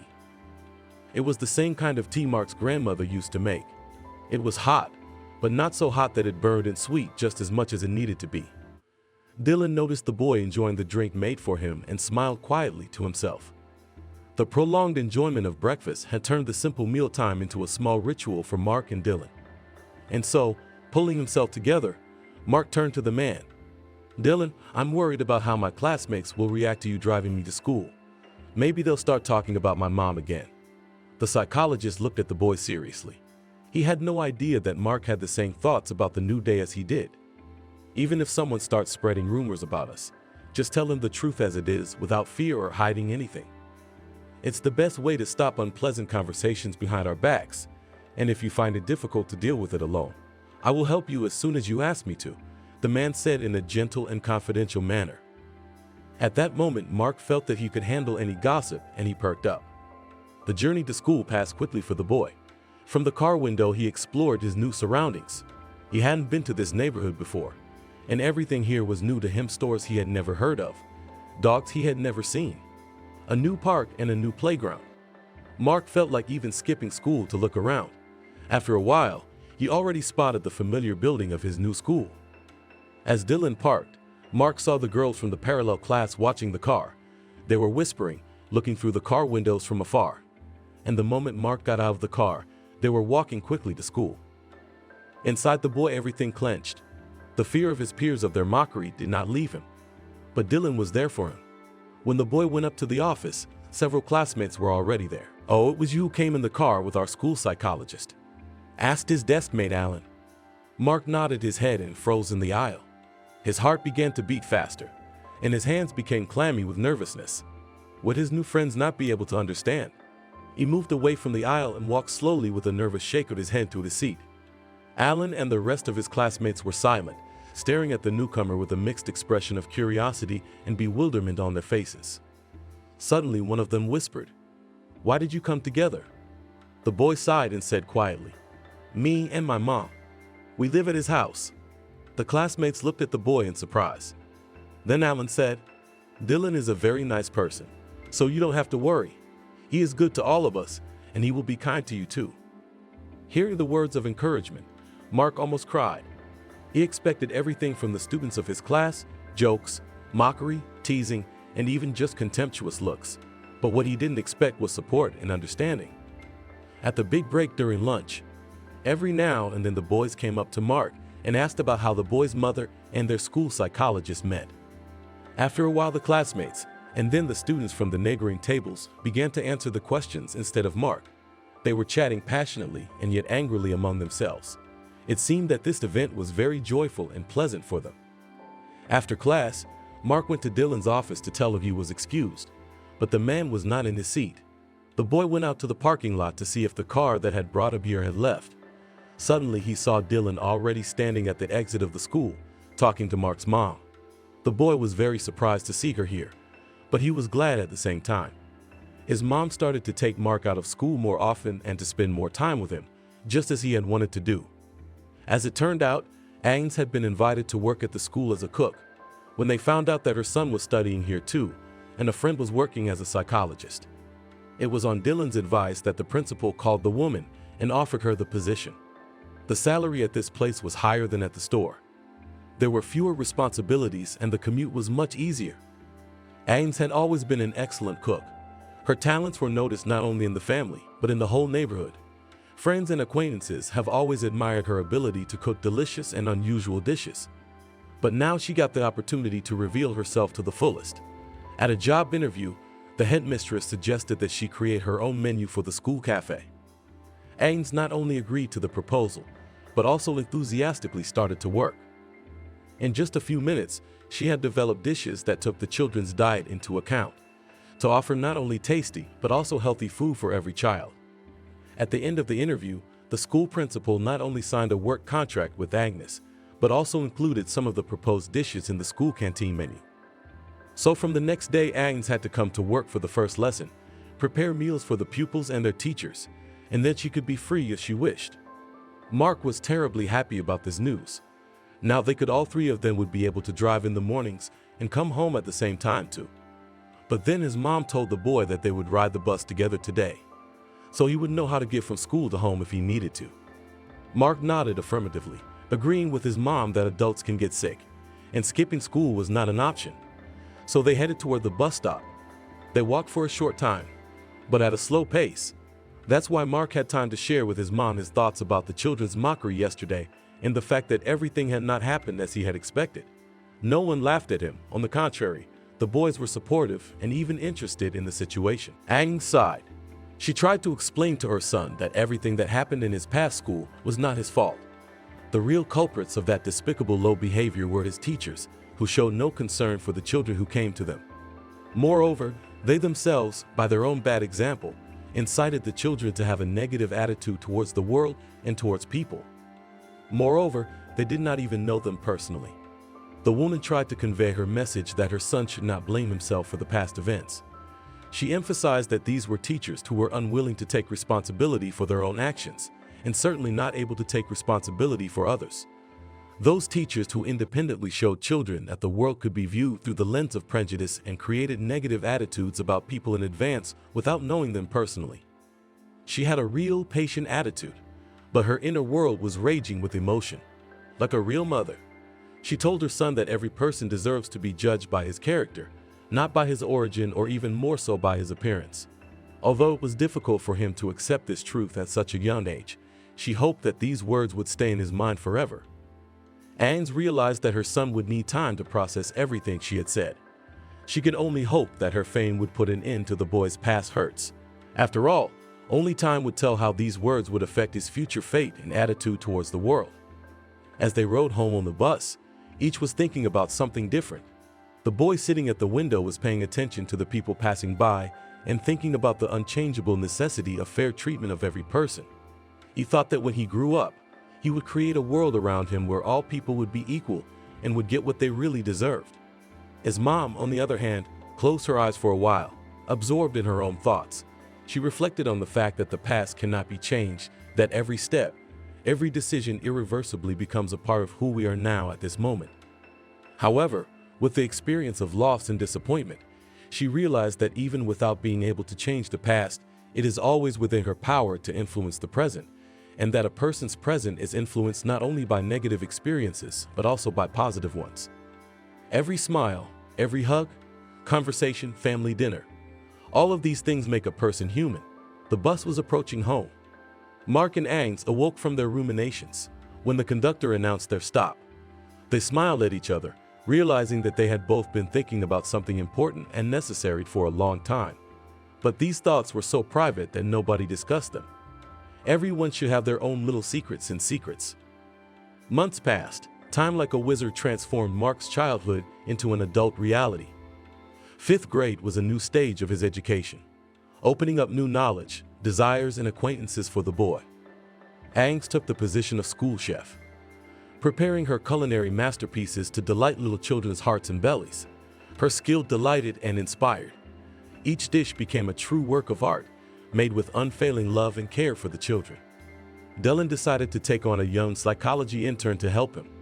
He believed in the potential of each child, realizing that the role of educator and mentor requires not only knowledge and experience, but also an understanding of each child's state of mind. This psychologist intern was a fresh wind of change, a person who could pick up on the subtle nuances of emotions and understand where their root was. They embodied their faith in the children, helping them to reach their potential and overcome challenges. Their understanding and support became important factors in each child's development. And the wisdom and attention of the psychologist helped to find the key to solving problems and discovering the individuality of each young patient. One winter day, when all the children were already released for New Year's vacation, Mark said that he would go home on his own, but first he would take a little walk. Agnes and Dylan did not argue with the boy when they saw a classmate waiting for him on the porch. The weather at the end of December was frosty, but Mark was not afraid, and the cold did not stop him from enjoying the beautiful winter atmosphere. He walked along the streets covered with deep snow and listened to the sounds of snowflakes squeaking under his feet, feeling them dissolve on the hot soles of his boots. They were chatting with a friend about plans for the vacations and even agreed to meet in a week to go ice skating together at the stadium in the center of town. A beautifully decorated Christmas tree appeared in the distance, attracting the eye. Mark decided to walk up to it and admire its festive beauty. Peacefully crackled lights on the tree, creating a warm and cozy mood. The children stopped near the tree and looked at the decorations, Christmas toys and cards with wishes hanging on the tree for a long time. Suddenly Millie, Mark's friend, said she was cold and had to go home. The boy offered the girl to come into the warmth and drink hot cocoa to warm her up, but she refused. The guy, like a real gentleman, escorted his friend to the entrance and himself went to the bus stop. When he got home, he heard some commotion in the kitchen and called his mom. She looked out into the hallway and said that she and Dylan had a surprise. But while she was saying that, a little puppy came running out of the kitchen into the hallway and barked and ran toward Mark. The boy froze with his mouth open in shock and joy. "Have you wanted a dog for a long time?" said Dylan. "And now you have a couple weeks to spend more time training this little guy," said Mom. Tears came to Mark's eyes. He rushed over to the puppy's side to hug him. The little shaggy puppy was overjoyed at the attention of his new friend and began licking his cheeks in joy and stomping his paws on the floor, trying to release his sudden energy. Mark's heart filled with unbelievable joy. Looking at his new pet, admiring his bright eyes and fluffy tail, he could not hold back his delight. The cherished dream of a faithful friend to share joys and sorrows with was finally realized, and he realized that now his life would never be the same. The new pet became an integral part of Mark's life. Every new day was filled with play and laughter. When the boy and his puppy ran around the yard park neighboring streets and explored the world together, the little tail always wagged very quickly with joy when his young master touched his soft head. He became the most loyal and faithful companion, always ready to lend a helping paw or just lie down next to him to comfort and soothe the boy with his presence. The puppy, which everyone in the family called Lucky, not only brought laughter and delight, but also taught the boy responsibility and care for others. He taught him to be patient and caring, and also helped him learn good deeds and proper communication with others. All this time, Mark thought about the fact that at his first class after winter break, he would call the whole class over to his house to introduce them to his new friend.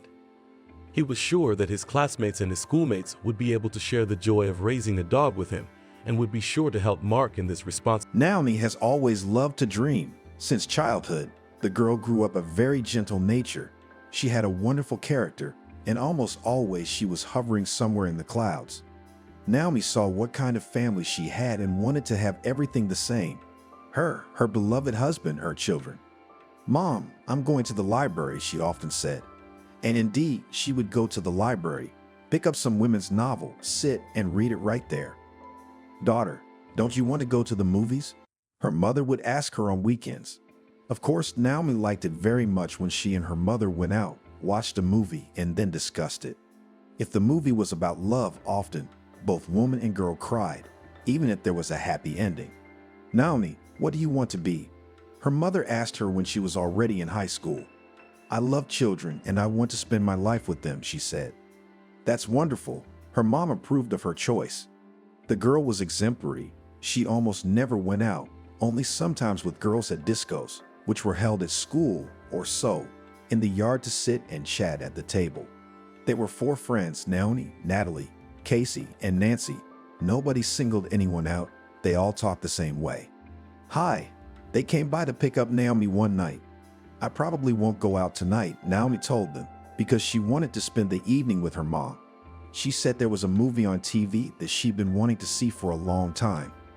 "Come on, let's go. You'll have time to watch it." The girls kept up with her. "Okay, I guess Mom won't be offended. She went to change. Of course, Mom wasn't offended. She understood that the girls are young. They want to go out. When else will they have such an age? And now, when there was only a little bit left till the end of school, it was necessary to give her daughter some freedom. Well, are we going to the disco right away? Nancy asked everyone. Where else would you like to go? Naomi turned to her. Don't you know that there is a new cafe in our town where there are different desserts and ice cream? We can go there. Looked at her friend's watch. Sure, let's go. I haven't been there, Naomi said, and thought to herself that her mother usually found out that there was something new in town, and they went there.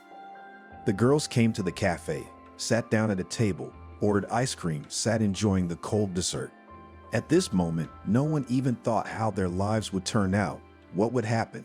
But for Naomi, this day was fateful. At some point, the bell above the door jingled. Everyone turned their attention there. A group of guys entered the room. One was tall, blonde-haired, blue-eyed. Naomi herself doesn't know why she paid attention to him then, but she really liked the guy. The guys didn't pay any attention to the girls. They walked over, sat down at a table, and began to discuss some topics of their own. Naomi nudged Nancy in the side. What? Turned to her. Where the hell are you? The girls laughed. Did you see the guys who just came in? Naomi pointed to the table where the young men were sitting with her eyes. And what? They asked. That tall one over there. The girl spoke in a half whisper. Did you like him? All the others who sat with Naomi at the table were smiling. Naomi blushed because they had never talked about liking guys before. Maybe they had, but everyone kept quiet. Oh, Naomi, you're kidding. Is it love at first sight? Natalie had already finished her ice cream and was waiting for everyone else to do the same. Why not? Naomi regretted telling the girls anything. All right, everybody, and us sitting here staring at the guys, get up and let's go, Nancy ordered. She was the leader of the group. The girls did get up. Naomi didn't want to leave, in case she never saw him again, but staying here alone wasn't an option either. They went out, headed for the House of Culture, where the disco was held. On the way, they talked about some unimportant little things. Naomi was not here. Yes, she was walking next to her friends, but the tall blonde man did not get out of her head. The girls went inside and almost immediately went dancing. And what was Naomi's surprise when the slow dance started, the young man from the cafe came up to her. Would you like to dance? He asked her. Yes, she was speechless and everything else because she couldn't believe that this was actually happening. He led her to the center of the room. They started dancing. My name is Evan, he told her. I'm Naomi. She wanted to look at him, but she couldn't look up because she was too shy. I noticed you at the cafe, he told her. Yeah, she said, and then she was silent. She was ashamed to admit that she had noticed him in the cafe. She danced and thought to herself that it was really fate that they both noticed each other and liked each other at first sight. As soon as the dance was over, the girls came up to Naomi and started asking questions. Naomi, that's the guy from the cafe, Nancy told her. And you think I didn't notice that? She smiled a little. And what did he tell you? What was his name? They began to pile questions on the girl. Natalie and Casey stood back. They were very curious too. I don't know anything yet. We just danced and met. His name is Evan. He told me that he saw me there too. Naomi told them, and she saw that the guy had come downstairs too, standing there looking at them. Naomi, can I talk to you for a minute? He came up to them. Hi, Nancy said to him. Evan, meet my friends Nancy, Natalie, and Casey, said the girl, and for some reason she blushed again. She didn't realize what was happening to her. It was the first time she had been like this. Naomi began to carry over to herself all the things she had read in women's novels. There she was, so modest, quiet, docile, and he would take her by the hand and lead her through life. That's what she thought as the guy walked her home that evening. Why haven't I seen you anywhere before? Evan asked her as they approached her house. I don't know, she answered. She didn't want to go home. She wanted to spend some more time with him. But she realized that if it was real, if it was true, they would see each other again tomorrow and maybe start talking. Let's meet tomorrow, as if Evan had read her mind. Sure, I'm free after school. Come to the courtyard, she told him. They agreed, said goodbye, and the girl went home. How was the walk? Her mom asked her. Great. Naomi was shining like a new dollar. Tell me what happened. What happened? I haven't seen you so happy for a long time. Mom guessed that her daughter had something good. I don't want to get ahead of myself, but I think I fell in love. Clasped my hands in a lock, stood looking at Naomi's mom. Her face was smiling from ear to ear. "Oh, daughter, be careful, don't get burned," her mom told her. Of course, I don't know yet, but I think Evan is nice. Naomi had always been like that. Whatever happened in her life, she always thought several steps ahead, and now she wanted everything to be as it was in her dreams. The next day they met. At first, when she approached him, he took her hands, and for a few minutes they just stood looking at each other, smiling. "You have such good energy," Evan told her then. "And you have." She didn't know what to say to that, so she said so. "You know what, I think we should start dating." Evan was calm, and the fact that they knew each other so little didn't bother him in the slightest. "We could try," she replied, and inside she was jubilant. It had to be that day, to go to the cafe where he was. And then he came to the disco. Is that what happens in life? Naomi used to think that only in love novels they wrote like that, in books or something, but it was impossible. From that moment on, the guys started dating. Naomi introduced Evan to her parents right away. After a while, Evan introduced her to his mom. Now every night they met, went for walks, went somewhere, both of them told each other different stories. "I'm leaving soon," Naomi told him one day. "Where?" He didn't understand. "To study." She laughed back. He looked so scared. "You scared him?" He waved his hand at her. "I think that this separation will not affect our relationship with you," the girl asked him. "You know, I could come with you," he said after a short pause. "That would be perfect," she smiled. After receiving her diploma, Naomi immediately applied to the institute where she wanted to go, got accepted, and first checked into the dormitory. Evan promised that when he solved all his questions, he would come to her, and then they would think about a rented apartment. Since the girl had planned to study here for a long time, she liked it, and she wanted to do it. She wasn't lazy, even when Evan came to visit during the week. They would walk around a bit so that she would have time to do whatever assignments were set. Then the young man said that he could finally stay and they could try to start living together. Naomi was both so pleased by this situation and a little saddened. She realized that if she started living an adult life, she would have less time to study, but she couldn't say no because she really liked this man. "Wow, that's a lot of work," Evan told her.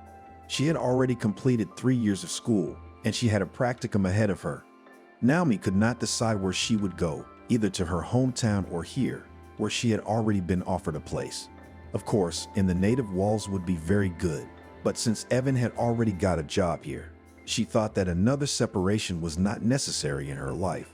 So she agreed to do her internship here in this city. "You decided to stay here after all," the young man told her.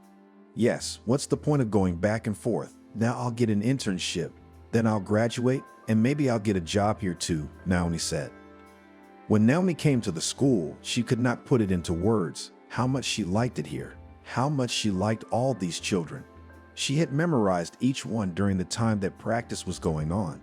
Naomi managed not only to make friends with these children, but also to learn a little about each one, what kind of character each one had and what kind of approach each one needed. When she entered the 4th year, she didn't want to think about anything else, only about going to work. She lived her studies and knew that everything would work out for her. When the girl was already in the 5th year, her mother suddenly came to visit her. She did this very rarely, but here the daughter saw that the woman did not have everything in order. "Mommy, what happened?"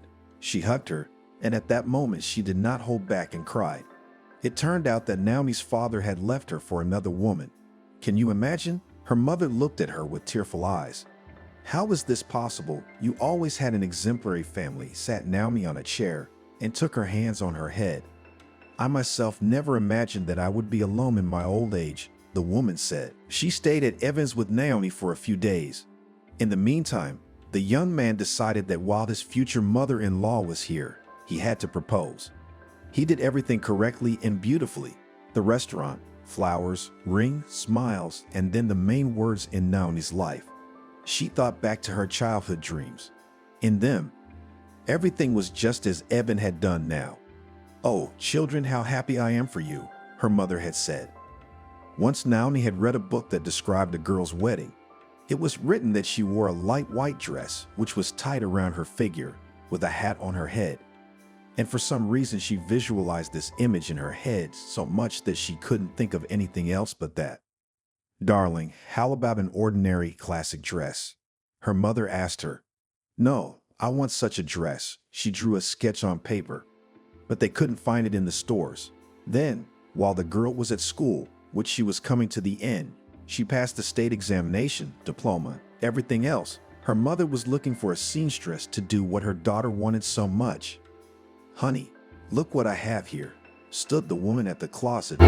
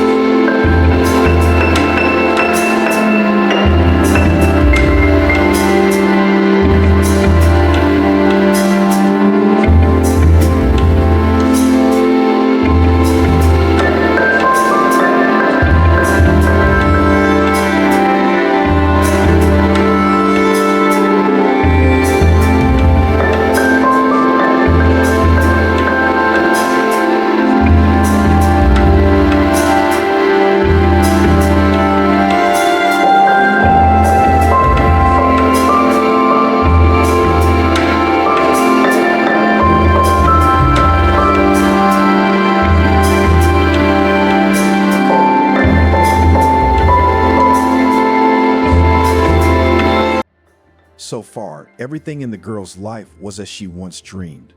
Study was behind her, her beloved was near, only happiness and nothing else. "Hello," she came to school. "Good afternoon," the headmistress looked at her. "I would like to get a job with you." Naomi smiled, because she and this woman had known each other for a long time. When the girl was interning, Beatty herself had told her that she was always welcome here. Of course, Naomi, she extended her hand and took a folder with documents. The girl was sure that she would succeed. There was not a single doubt. She was expected to work in September, and now she could get married. "Nancy, hi," Naomi called her friend. Since they'd been separated, they'd seen each other very rarely. "A friend, finally," she said. "I want to invite you to the wedding," Naomi said, and listened to her friend's reaction.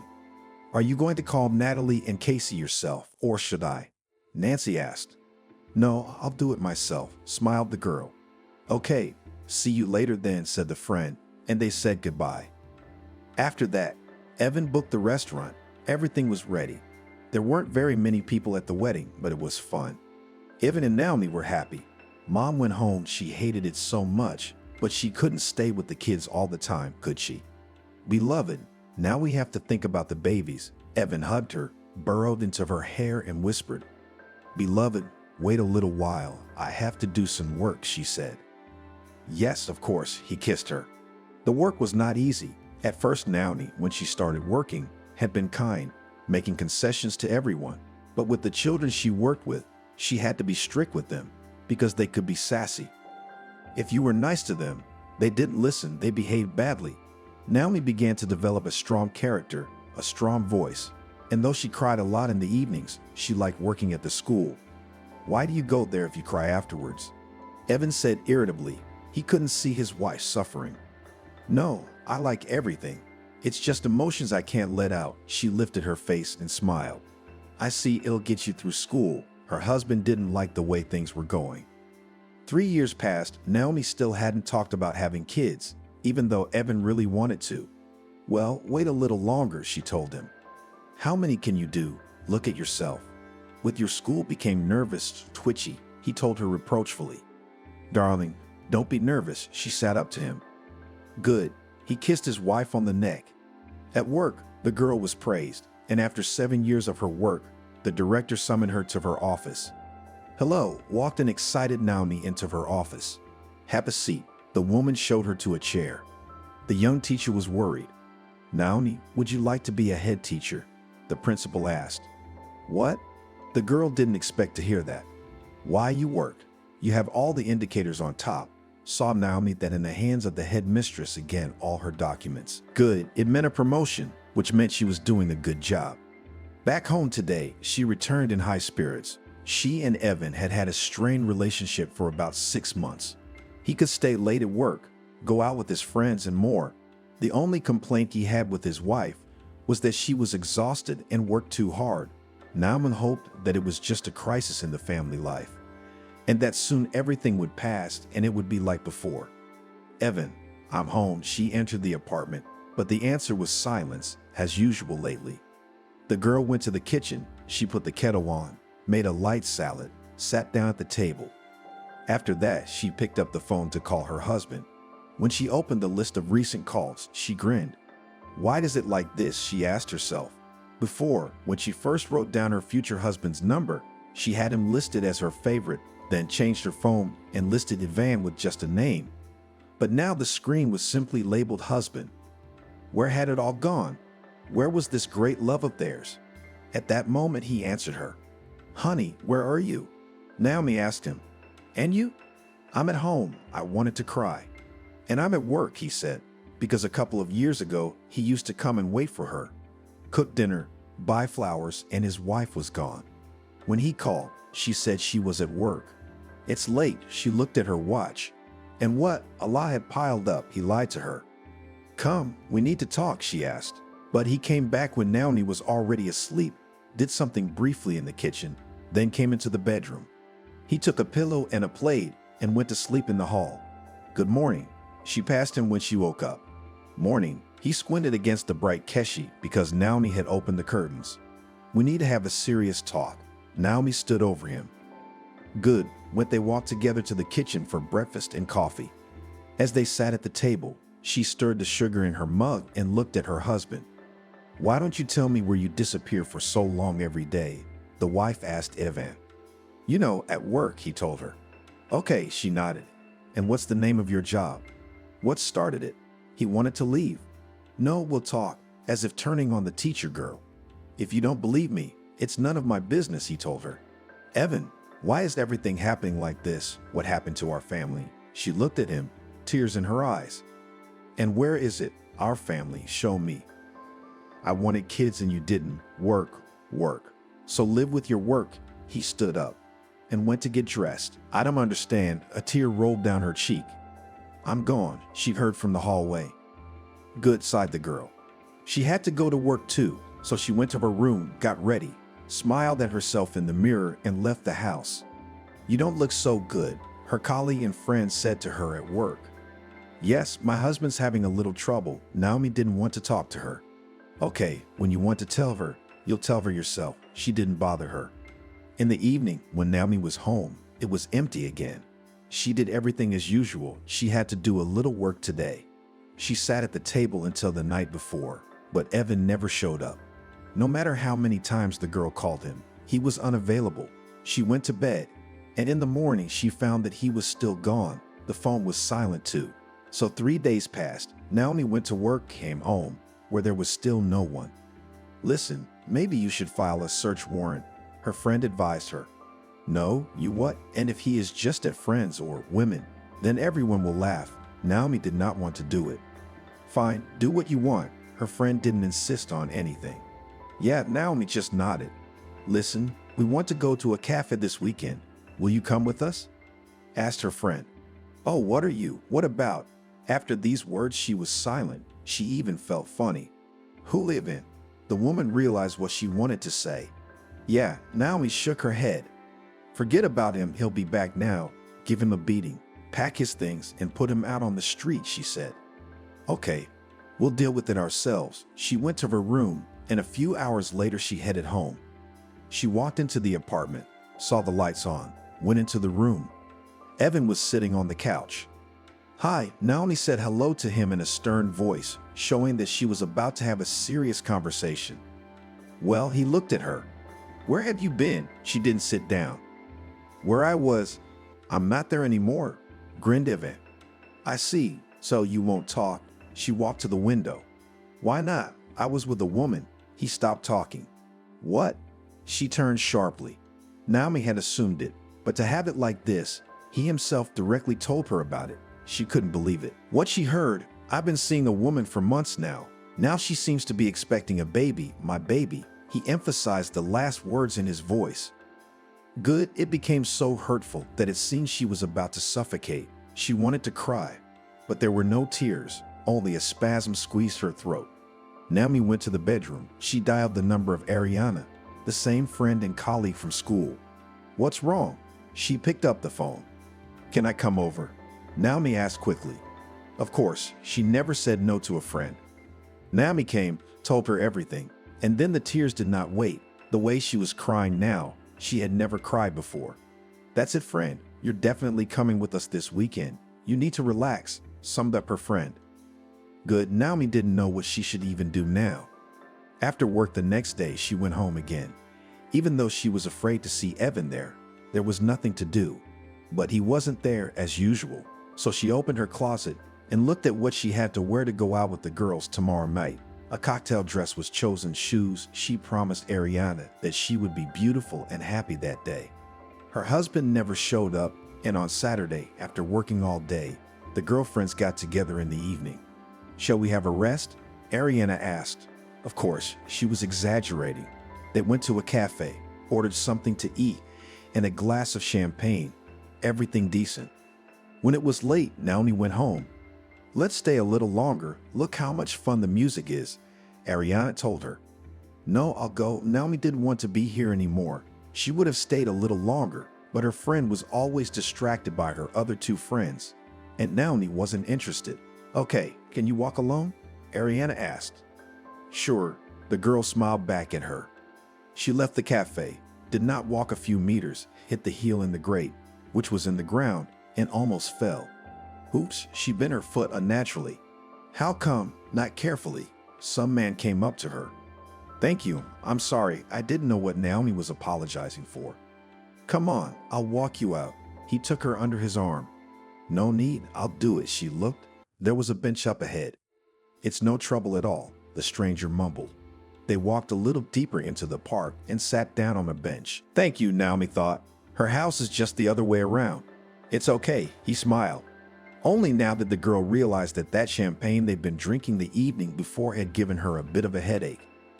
Before that, she had thought everything was fine. "Would you like some ice cream?"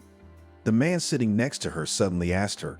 Come on, Naomi thought. Why is it that her husband is allowed to find new women, while she can't even meet anyone in the park? "Here, take it." He took out a briquette from the bag. "Why don't you eat it yourself?"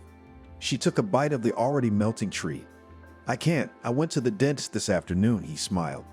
"Do you live in the neighborhood?" Naomi asked him. "No, I came here specifically to get my teeth fixed," he answered her. Their conversation seemed to be about nothing.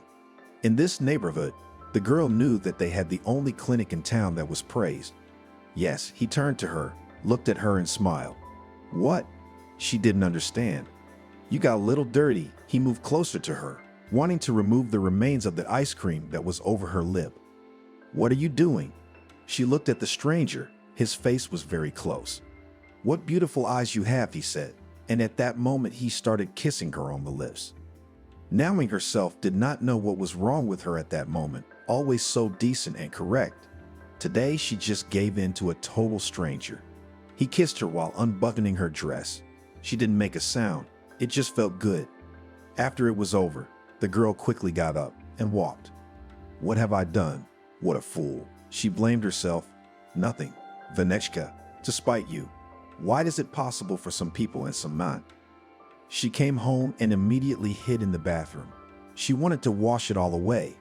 But as the shower water poured over her, she remembered the stranger's touch, and her stomach felt heavy. Naomi shook her head, pushing the thoughts away. After that, she went to sleep. When the girl woke up in the morning, her head was cracking so hard that it felt like it was going to split. "Yes, I guess I only felt like I had a couple of drinks," Naomi said to herself, and looked in the mirror. At that moment, she remembered what had happened after she had gone home, her face flooded with color. Good thing it was a stranger and they would never, ever meet again. Today was Sunday, which meant no need to go anywhere. The girl decided to spend the whole day at home. She went to wash her face, looked at herself again, and immediately the memories of yesterday popped up in her mind. What the hell is this? She couldn't understand how she'd even gone for it. She washed her face, ate breakfast. Evan was still gone, but Naomi wasn't thinking about him today. She got comfortable on the couch, turned on the TV. There was nothing interesting there. Then the girl decided to call her friend to ask how they ended last night. At that moment, she remembered about herself again. When she imagined it, it was so embarrassing, and suddenly someone saw. But she pushed it away again and dialed Ariana's number. "Hi, how was the party last night?" she asked her friend. "Oh, and don't ask, my head hurts. I'm still in bed," she answered. "I see. Take a pill, then I'll call you later," Naomi told her and hung up. Then she got up. She decided to do a little cleaning. The apartment was already clean. She just needed to dust. And that she did. She thought she should make dinner. She went to the kitchen. Naomi was waiting for something, but she didn't realize it. When it was far after lunch, she sat down in front of the TV again. It was starting some love series. She loved it. At the same time, the girl opened a news feed on the internet to find out what was going on in their city. This page was very popular and convenient. You always know what events and where they happened. What is this? She saw a picture of their neighborhood, and then there was the news text. It said that yesterday a man came to the dentist's office and was diagnosed with HIV. Everyone who had been to the dentist's office that day should be tested immediately to rule out any cases of the disease. Jesus. Naomi clamped her hand over her mouth. She remembered the stranger's words that he had come specifically to have his teeth treated. Why didn't he treat them in his city? What to do? After that, the girl had a panic attack. She thought that if the school found out something, and they were soon to have a medical examination, it would be a disgrace for the whole town. And what next? How to live with all this? Naomi got through the day, and the next day she went to the principal's office first thing in the morning. "I want to quit," she said from the doorstep. She didn't understand. She looked at the employee confused. "What is not clear? I divorced my husband. I want to leave," said the girl so quickly, as if something afraid. "Naomi, calm down, sit down. Let's talk." Betty began to speak calmly. "I'm fine. I just want to get out of here as soon as possible," she said. "Okay, but maybe you can work for a month?" asked the principal. "There are 2 weeks till the end of the year. I'll finish them. I won't work anymore," the girl said firmly. "Okay." The one gave her a sheet and a pen for Naomi to write a statement. It was necessary to finish all the things. Naomi was afraid to meet Ariana. She didn't want to tell anyone anything, because even the closest ones could spread gossip. Now she would come straight to the first class, and as soon as the bell rang from the last class, she would leave immediately. "Girlfriend, what's wrong with you? Where are you? Betty said you were leaving?" Ariana called her. "Yeah, sorry, I don't have time." She was just dropping the call. It was a few days before the end of the furlough period, and Evan still hadn't come home once. No matter how many times Naomi called him, he either didn't answer or just dropped the call. Then his wife decided to leave him a letter in which she wrote that she was not angry with him and wished him happiness, and also that he himself filed for divorce. She does not mind, and let them with a new girl, everything will be fine. The girl put the paper on the table. After that, she went to bed. The next day she was leaving. "Mom, hi," she came home. "Naomi?" She was surprised. Her daughter never came without calling. "Why are you so surprised? I can't come home already?" She smiled naively. "No, it's okay. Come in," took her back the woman. Before this, the daughter had not told her mother what was going on in their family. But now, when they were sitting in the kitchen, she decided to tell her everything. "Mommy, I have to leave," she told her as they sat at the table drinking tea. "I don't understand what happened. Everything was fine with you." The woman was surprised. "Evan found someone else. They are expecting a child, and I can't cope with this situation. I decided to go away." Tears rolled from my eyes. Yes, there might have been some truth to it, but that wasn't why Naomi was crying. She would never stay here, and if the truth became known, she would be ashamed of herself in front of her mother. "Oh my God, my little girl." Her mom hugged her and cried too. "Listen, you remember Aunt Cindy, who lives somewhere in the South?" she asked her daughter. Well, she nodded. "Maybe I'll go to her place. We used to go there a lot," Naomi suggested. "I don't even know. We haven't talked in so many years," the woman said. "All right, I need the sea air and distance from society now," she lied. "Well, maybe I should come with you," the mother asked. "No, you'll be fine. I'll stay with you for a couple of days and then I'll be on my way," Naomi said in a businesslike manner. Everything was so fast and amazing, not only for the mother but also for the girl herself.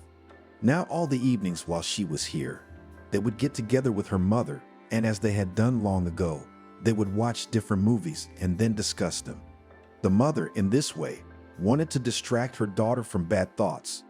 "Don't be bored, I'll be there soon," Naomi hugged her, thinking that it might not be true. "Good, and you there as you get settled. Be sure to call," cried and kissed her woman. Naomi went to the station, got on the train, drove, looked out the window, and thought that this was not the life she had dreamed of. Some women sat next to her and they chatted and laughed.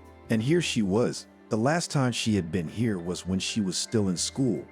For some reason, the village had seemed big to her then. And now, when the cab had brought her there, she could see that there were not so many inhabitants.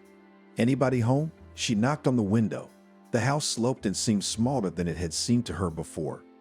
"Come in just for fun," a woman passed by. Okay, Naomi was surprised. She went through the gate, then into the house. It didn't smell very good. "Aunt Cindy," shouted the girl. "Who is it?" she heard from the room. "It's me, Naomi. Remember, me and Grandma used to come to visit you all the time," she told her. "Oh, Naomi, come in." The girl entered the room. The woman was lying in bed. It was obvious that she was sick. Everything around her was dirty and dark. "What's wrong with you?" Naomi was amazed that she hadn't reported anything to anyone. "It's just something that happened. I came home from the hospital and I'm lying here. Neighbors go help, but still, everything is not the same," Caroline complained. "Why didn't you tell anyone?" Naomi was still standing in the middle of the room. Why burden anyone with your problems? She wanted to smile, but she did it very badly. "I see. I think that you will not refuse me hospitality, and in return, I will do everything here and help you," Naomi said. "Great, stay. I won't be bored," said Caroline. From that moment, Naomi started cleaning the house. She went to the store and bought some groceries to cook something in the evening. As she walked down the street, she realized that there were only a few houses left in the village, just like the inhabitants. "Hello, why did everyone leave?" Naomi asked a woman passing by. "I don't know. They're all going to the city," she shrugged. "I see." Naomi nodded her head. It was even better for her. Less people, less gossip. "Who are you? Who are you here to see?" the local woman asked back. To Caroline, "She is sick. She needs care." Naomi caught herself thinking that she had started to lie a lot lately. "Oh, that's good. And we're all worried about her." The woman smiled. "Everything will be fine." They walked down the street together. "And why are you? Do not live there, at home," nodded her head interlocutress. "I broke up with my husband. He left. So I decided to hide somewhere to not see anyone." The girl lied again. "Oh, it's nice here," smiled the woman. "By the way, my name is Naomi." She waited for her to introduce herself. "And I'm Anna," she said in a friendly manner. "Nice to meet you." Naomi smiled back. She went to the store, bought, of course, not everything she needed, but something.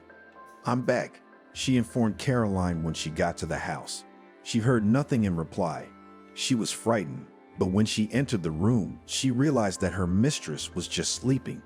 The girl covered her with a blanket and herself went to the kitchen. Naomi liked it here very much. She remembered from her childhood how she used to go swimming with the local kids. Now she wanted to dive into the cool water.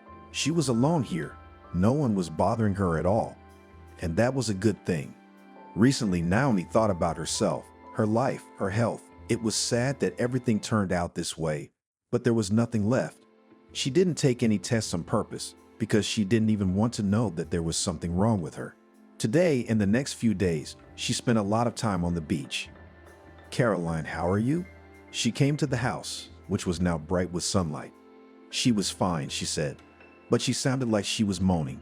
Great. Naomi saw her cheer up, but she realized she wasn't really. The woman was constantly on painkillers.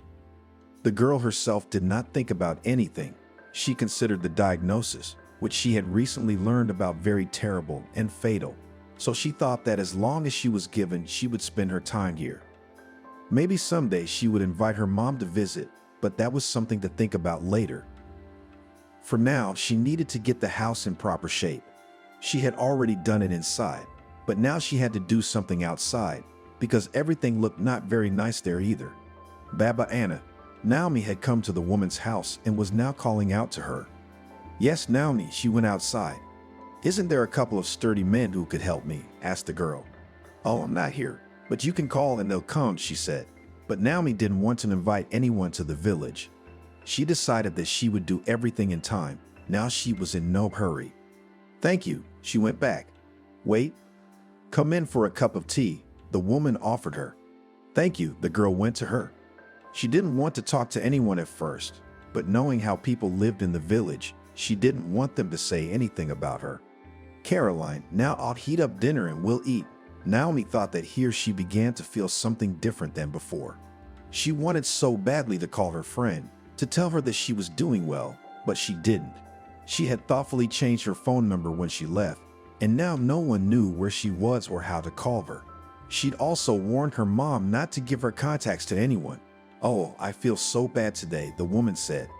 Now Naomi went to the room to give the mistress a shot. "Naomi, sit down." She was breathing heavily. "What?"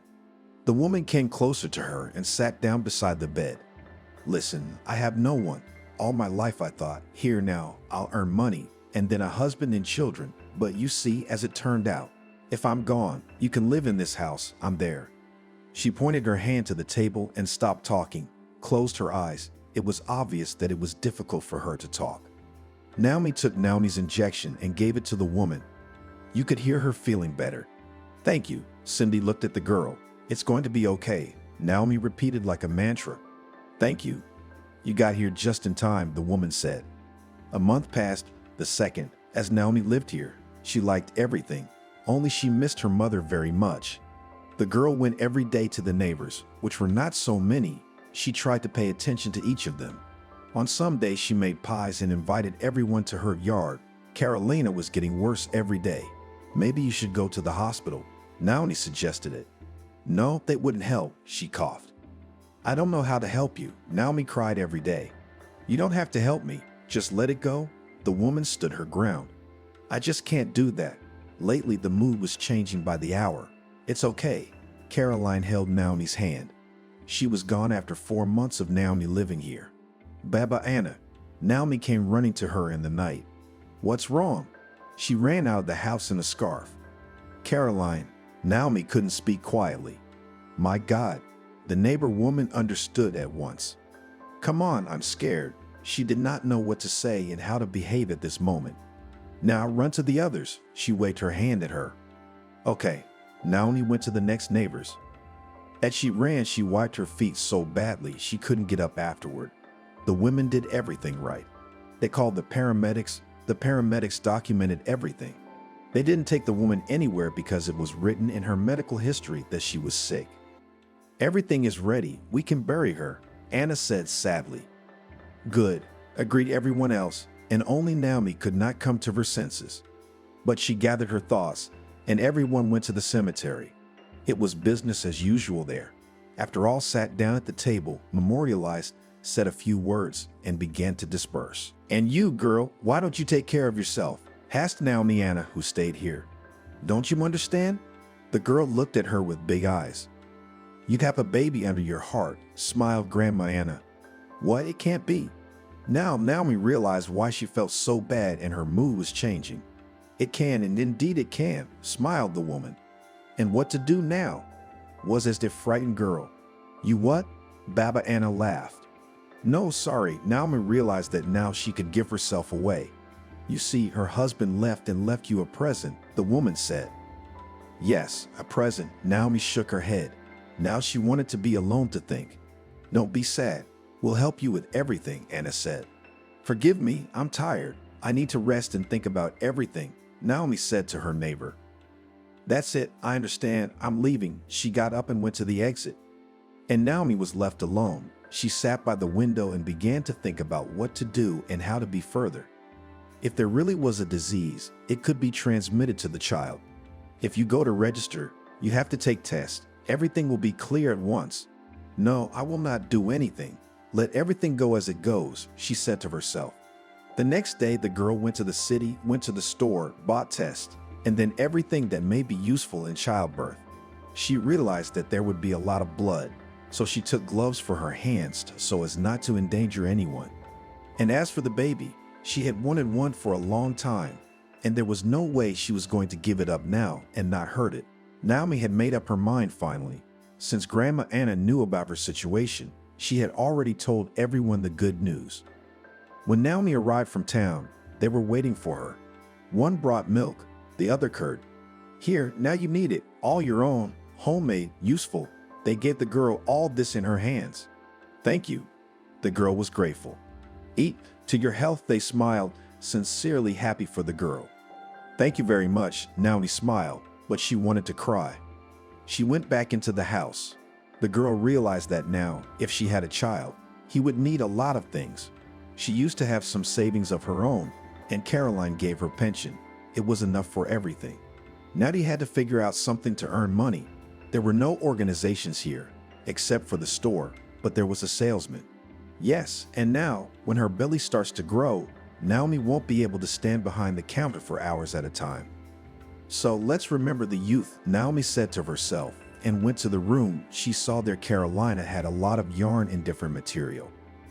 The girl took out yarn and needles, sat down in an armchair, and began to knit. Not an hour passed, and she already had a small toy in her hands. Great. She evaluated her own work. After that, she went and sat down at the computer to sell. It is necessary to tell people that she is doing it. Naomi created a small website, advertised that she knits toys and sews to order. After that, she started making products. When Grandma Anna came to visit her and saw all this, first began to grumble that when pregnant knit is not allowed, the baby can be harmed. But Naomi did not believe in such omens. She continued, "You know what, and take my old machine, even though it is many years old, but it can still do a lot of things," said the woman. "You have no idea how you will help me." Naomi has already thought about this topic, wanted to rent somewhere. "Nothing, sew me a robe," laughed the neighbor. From that moment, the girl began to sew. She was good at it. One of the women from the village went to the market in town every day. She sold milk, cheese, and cottage cheese there. "Hello, Maria." Naomi came to her one day. Her belly was already visible. "Hi, Naomi," she greeted her. "Look what I brought you." The girl took out of the bag new curtains for the windows, a robe and pajamas for the woman's husband. "Oh, what are you doing? Why so much?" the woman asked her. "I want to ask you for a favor, and I can only pay with this," Naomi said modestly. "Ask for whatever you want." The local woman wondered, "Could you take my toys to the market? Maybe someone will buy them?" She gave the bag for the woman to look at. "Sure," smiled Maria. "Thank you. There on the tags is written my email address. Maybe someone will start to order," showed the girl to the woman. "I see your point," nodded the woman.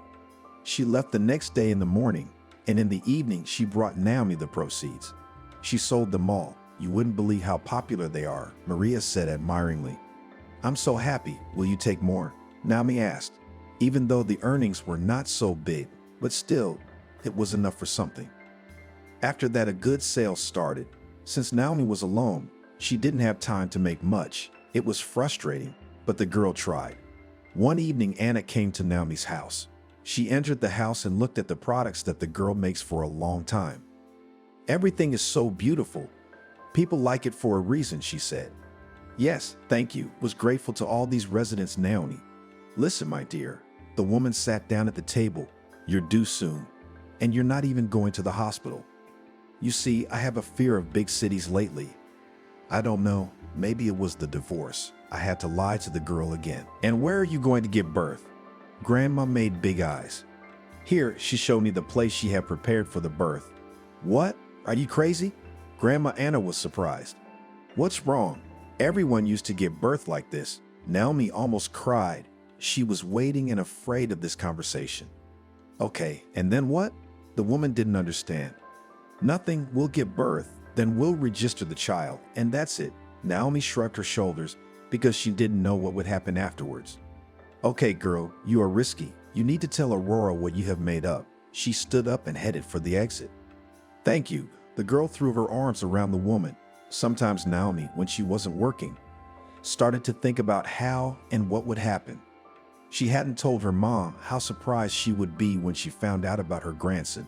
And that was the worst part. Sooner or later, if she was sick, someone would find out.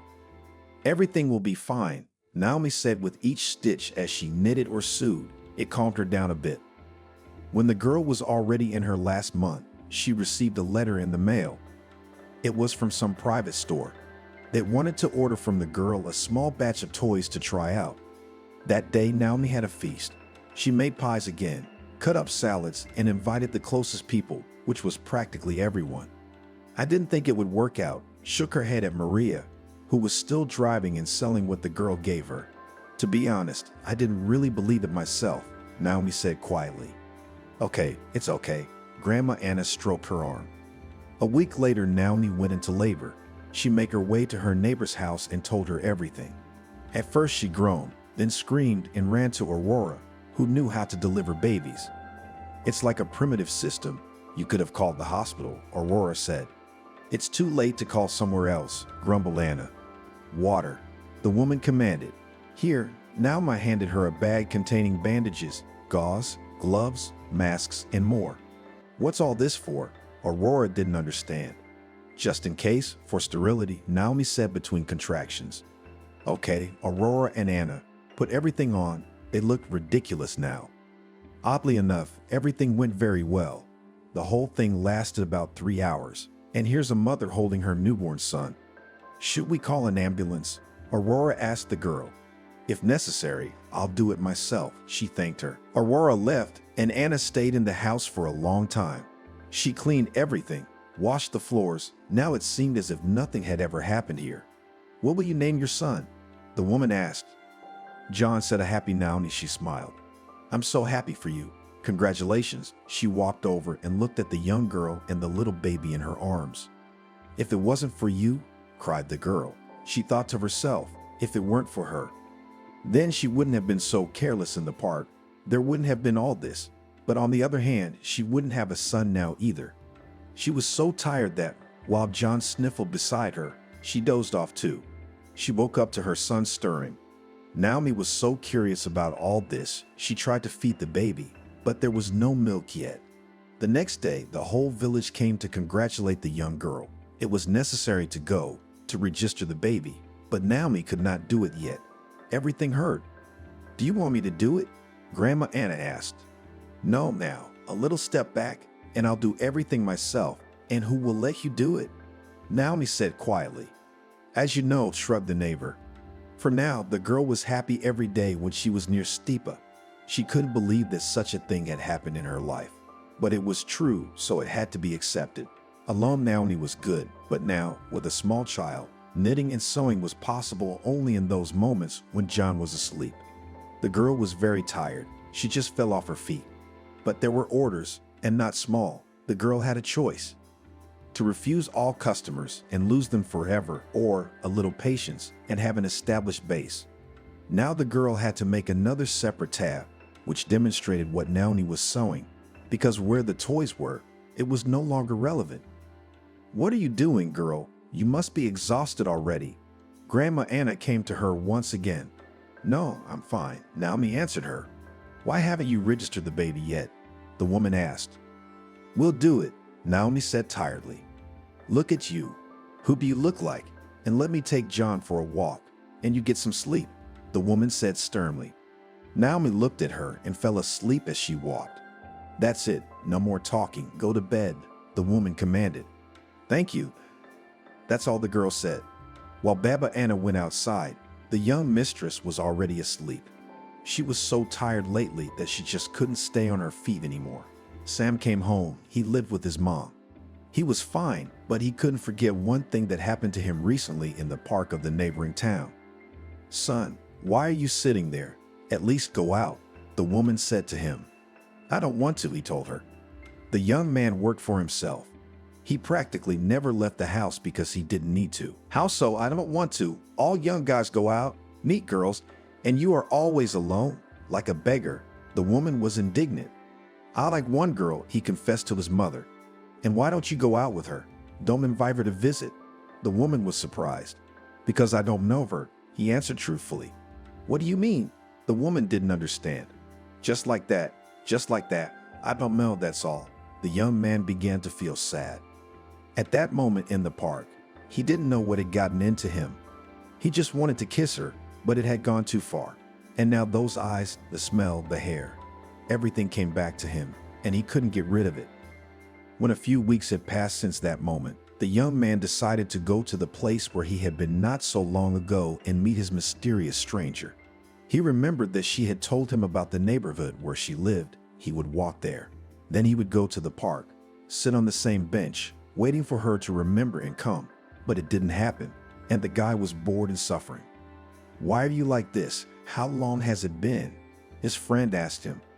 "You see, there is a girl I want to find, but I cannot," he said to his friend. "And what's the problem? The internet will help you," he replied and smiled. "You see, I don't even know her name," he still said sadly. "What do you know?" "Nothing, the city where she lives. And that's all." Sam waved his hands. Understandably, the friend asked everything he knew, wrote down, promised to think of something. But the latter couldn't do anything about it either. Naomi's social media accounts didn't list her as living in the town where they'd met Sam. And there was no other way to find her. "So friend, don't be sad. Let's go to a club or a cafe together, meet someone, get acquainted," Alex asked him. "No, I don't want to." The guy shook his head negatively. "And suddenly, you will meet her, and she is not the one you dream about.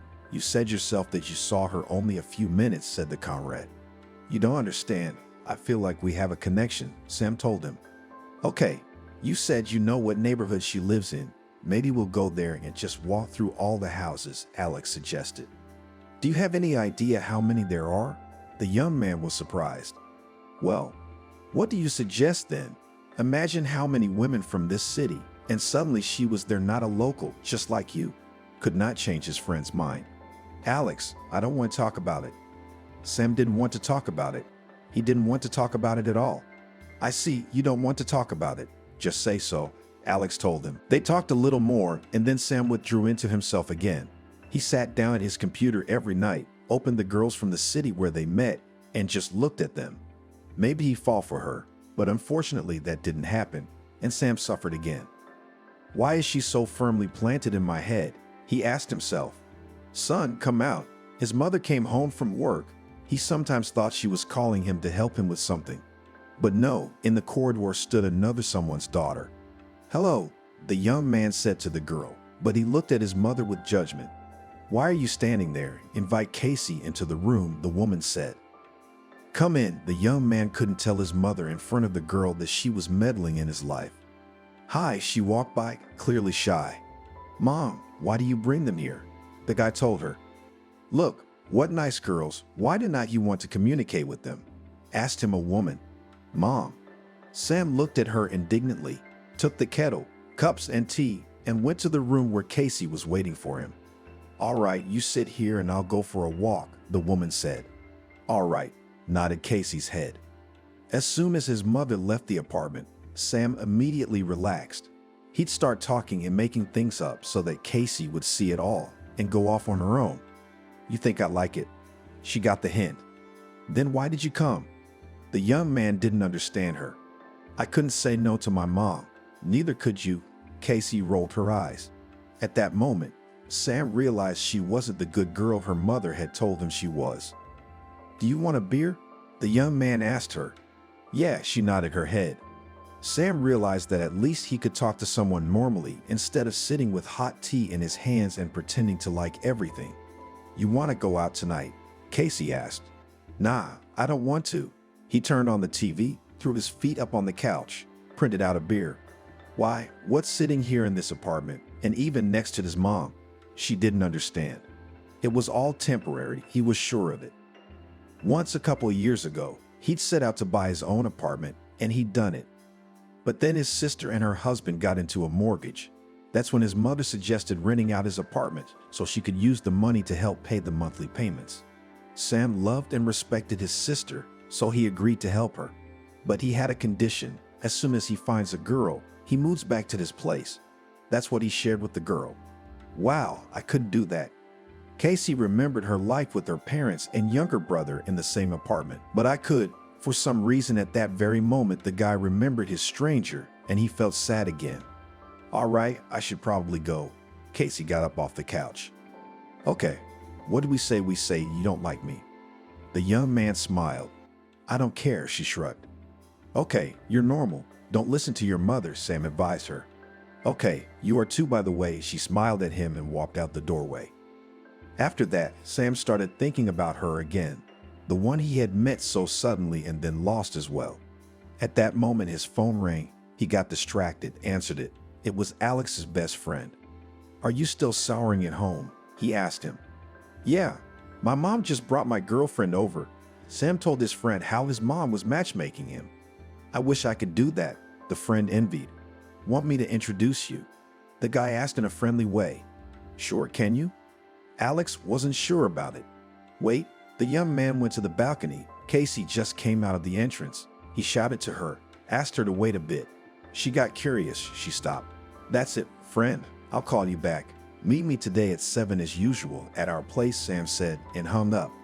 He changed his clothes, went out, closed the doors, and went downstairs. Did I forget something? She looked at him. No, I just thought we could go out tonight. He walked beside her. Well, why the sudden change?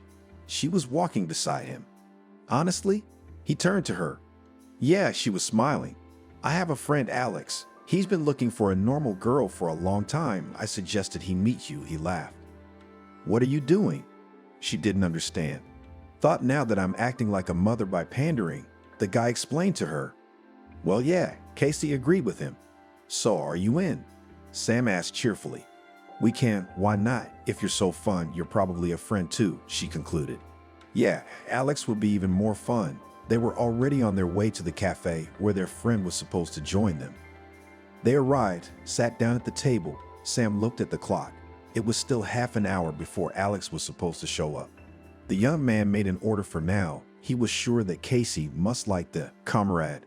When the maid arrived, he was cheerful and he liked Casey right away, especially since her best friend had recommended her.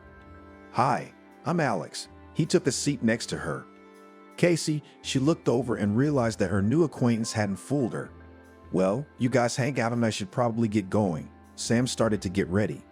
No, where are you going? For some reason, they started stopping him together. Sit, socialize, why you need me? Young man did not understand. Come on, really go. His friend waved his hand at him.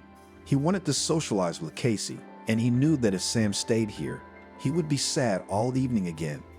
Sam went home. It was possible to please his mom that Casey was attached after all. Of course, that wasn't the right word for the girl, but he couldn't think of any other. I'm home. He walked into the apartment. Where's Spataka? His mom came out. She stayed at the cafe with Alex, said the guy cheerfully. What about Alex? What about you? The mother got excited. Look, she's nice, and Alex has needed one for a long time. So I introduced them. Sam went into the room and closed the doors behind him. Good, went the woman to the kitchen. She wanted to cry. She thought that her son was not all right with the psyche. The last few months, he just sits all day at home. She tried various ways to get him to wake up, but there was nothing she could do. Friend, hello. The next day, Sam heard his friend's voice on the phone. Hey, how's it going? I was wondering. Everything is great. Casey is really very cool and good girl. We agreed to meet today, Alex said. Well, I told you so. I was happy for my friend Sam. Now Alex started dating Casey. Sometimes best friends were together. And Sam could really see that the girl was treating the young man perfectly. Birthdays, other holidays now this trio attended together, but Sam couldn't always go with the couple. Today you can't refuse to go to the restaurant with us, Alex said almost a year after he met Casey. Did you make up your mind? His friend asked him. Yes, look, he took the ring out of his pocket and showed it to his friend. Wow, and he remembered his mysterious stranger again. Stop being sad. How long can it be? So much time has passed. Are you going to suffer for the rest of your life? Said the friend seriously. Leave me alone. If it passes, you will be the first to know about it. Suddenly, I will come now to your wedding, and there's the first beauty or a great girl, said Sam. Okay, I'll wait for you at 6 o'clock at the restaurant. Just try to be late. Alex threatened with his fist. Of course I'll be there. I couldn't miss such a moment. The one who brought them together and introduced them. He came home. His mother was cooking something in the kitchen. Mammy, I have great news for you. Alex is proposing to Casey today. The young man kissed her. Come on, we should call her mother. She wiped her hands. No, you don't need to call anyone. It's a surprise, said the son, and stopped her. Well, when will you decide to do it? It's been so long and you're still a recluse. She shook her head. Oh, Mom, it's not about me now. The young man wrinkled his nose. In the evening, he was at the restaurant at the appointed time. Alex was already waiting for him. Well, are you ready? Sam asked him. I don't know. I'm very nervous, admitted the comrade. It is understandable. I hope that when I have such a situation, you will support me too. Sam looked at him. What are you talking about? Naturally, they hugged. At that moment, Casey and her parents walked into the restaurant. They approached the table. Everyone thought that today would be just an acquaintance.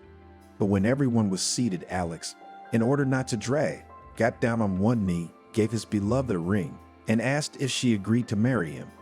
Of course, she really hadn't expected that. Sam looked at the couple. He didn't realize it could end up like this when he suggested his friend to meet Casey. That's it. Now we have to get ready for the wedding, the young man said. Keep in mind, you'll be a witness. Alex looked at him. They've been gone for a long time. The guy was surprised. Will we have them, Casey? He looked at the girl. Yes, she confirmed. And who will Casey have? Sam raised an eyebrow. The witness? She clarified. Well, not at the guy. You'll see, was all the girl replied. Okay, said the friend then.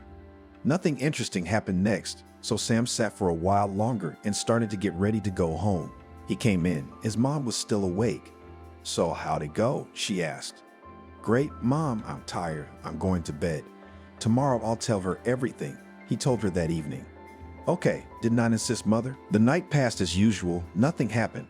In the morning, when Sam woke up, he first sat down at the computer, did all his chores, and then went out to wash his face and have breakfast. Son, you need a suit right now, the woman said. Why, no one is wearing suits now. He didn't understand. You what? The groom will be in a suit, the bride in a beautiful dress, and you in a t-shirt and jeans. Was she in bewilderment? And why not? We don't know yet what Alex will be wearing, he mumbled, not understanding why he necessarily needs to be in this constrained garment. No, a suit is absolutely necessary. His mother shook her head. Okay, I'll go look online now, he said and stood up. Wait, she stopped him. Well, what else? He didn't want to talk about the suit anymore. Now I'll show you something, or rather someone. I have a friend who works in a small store. She found a unique supplier. The young girl sews unique things that no one else has, Mom said, and at that moment turned on her computer. Oh, Mom, come on. I'd rather do it myself, sighed Sam. He was already tired of her hyper-parenting. No, you just look, and maybe you'll like it. At that moment, the computer turned on. The woman entered the site, and Sam couldn't believe his eyes. His so mysterious stranger from the park was looking at him from the monitor. Wait, he walked over and sat down in a chair. There, what did I say? Wait, I'll show you what she's doing. The woman leaned over and wanted to do something. Please, the young man looked at her. Okay, you wanted to do it yourself. Look, she didn't mind. The main thing was that he was interested. It was some kind of miracle. He couldn't believe it was her. Why did it happen?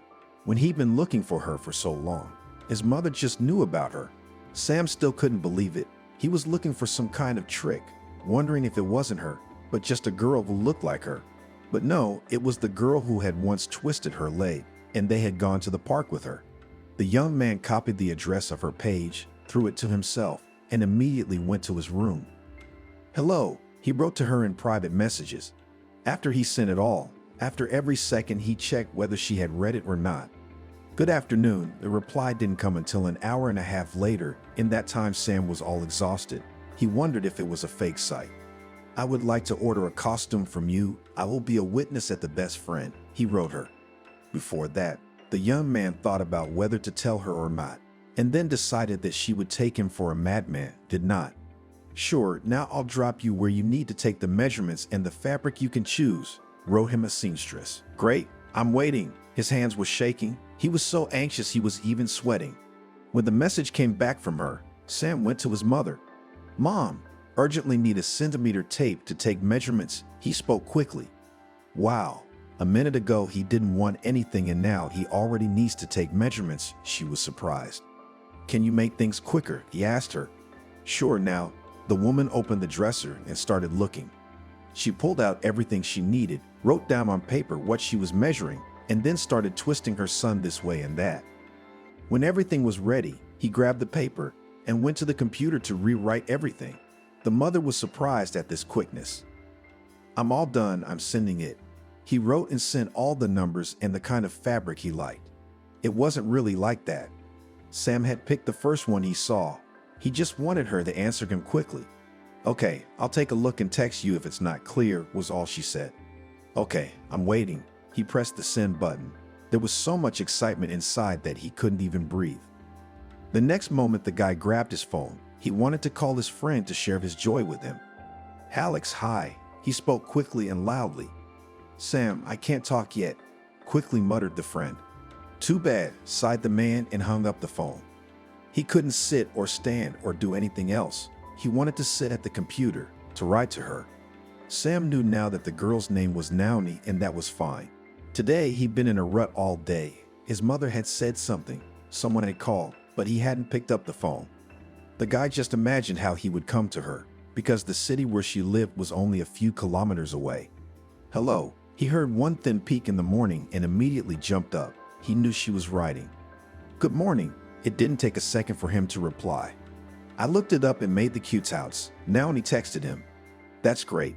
Maybe I can come over for a fitting," he asked the girl. "Usually, if all the measurements are correct, there is no need for a fitting," she replied. "But I still want to come," Sam insisted. "No, that's not an option. I live very far away from you," she refused. "I don't get it. I thought it was in a neighboring town," she stated. "No, that's outdated information. I'm in the South now," she clarified. "I don't care. I'll come get the suit myself." Sam was not only persistent, but as brash as it might seem. "Goodbye." She sent the message and exited the chat room. Sam got up from his desk, grabbed his phone, and drove to his friend's house. He didn't realize what he should do now. He knew the girl's name and the approximate region where she lived. That's what he told Alex. "You know what you're talking about. If before we didn't know the name, but only the neighborhood and at least the city. Now we know the name and the whole South. Do you realize what you're talking about?" "Alex, there she is. I found her. She's practically already met me," Sam said. "Well, I don't know. Offer her double the price and tell her you'll be there in the near future." Shrugged and suggested a friend.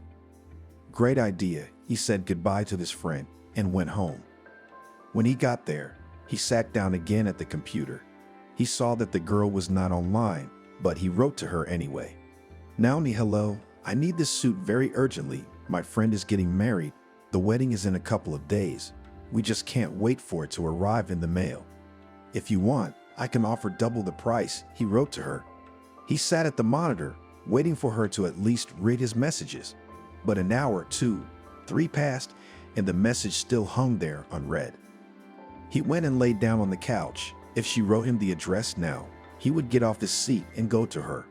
It didn't matter what transportation it was, plane, train, car. He would do anything to meet her. "Sam, let's go to dinner," his mother called him. Okay, he got up and realized that he hadn't eaten anything since morning. The young man went to the kitchen. Even though he was hungry, he didn't eat like he always did. "What's wrong?" Mom asked. "I'll tell you later, if everything works out," answered her son with some riddles. "Something with work?" She began to guess. "No, Mom, you can't guess." Sam wanted to eat and go back to this room. "Okay, you don't have to say it." The woman pretended to be offended. "Mom, it's okay."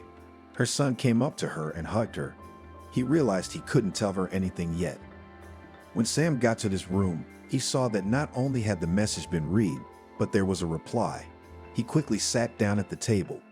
"Well, if you need it so urgently, you can come over," Naomi wrote.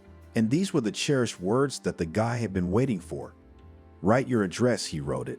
And now the seconds stretched like hours as he waited for her to reply. And lo and behold, at the top of the screen he saw running dots. That meant the girl was writing. Sam crossed his fingers. And the next moment the address popped up on the screen, with the neighborhood, city, street, and house. How happy the young man was now. "Alex, I found her." Without greeting or any introductions, Sam told his friend. "Great. You remember that the wedding is in a month. Will you have time?" Reminded his friend. "Of course, and I won't be there alone. The young man was sure. Wow, you're so confident, his friend marveled. It's okay. Sam didn't want to talk anymore. Okay, friend, I wish you good luck. Fly to your favorite stranger, and then I'll wait for you at my party. Alex wanted to say goodbye. Her name is Naomi, Sam said. Great, answered the friend. After that, the young man ordered plane tickets. He was ready even to refuse her, just to see her again. Are you going somewhere? Sam's mother asked him. Of course I have to pick up my suit, he didn't tell her. It was only a day away, but the day didn't want to end. There was nothing Sam could do.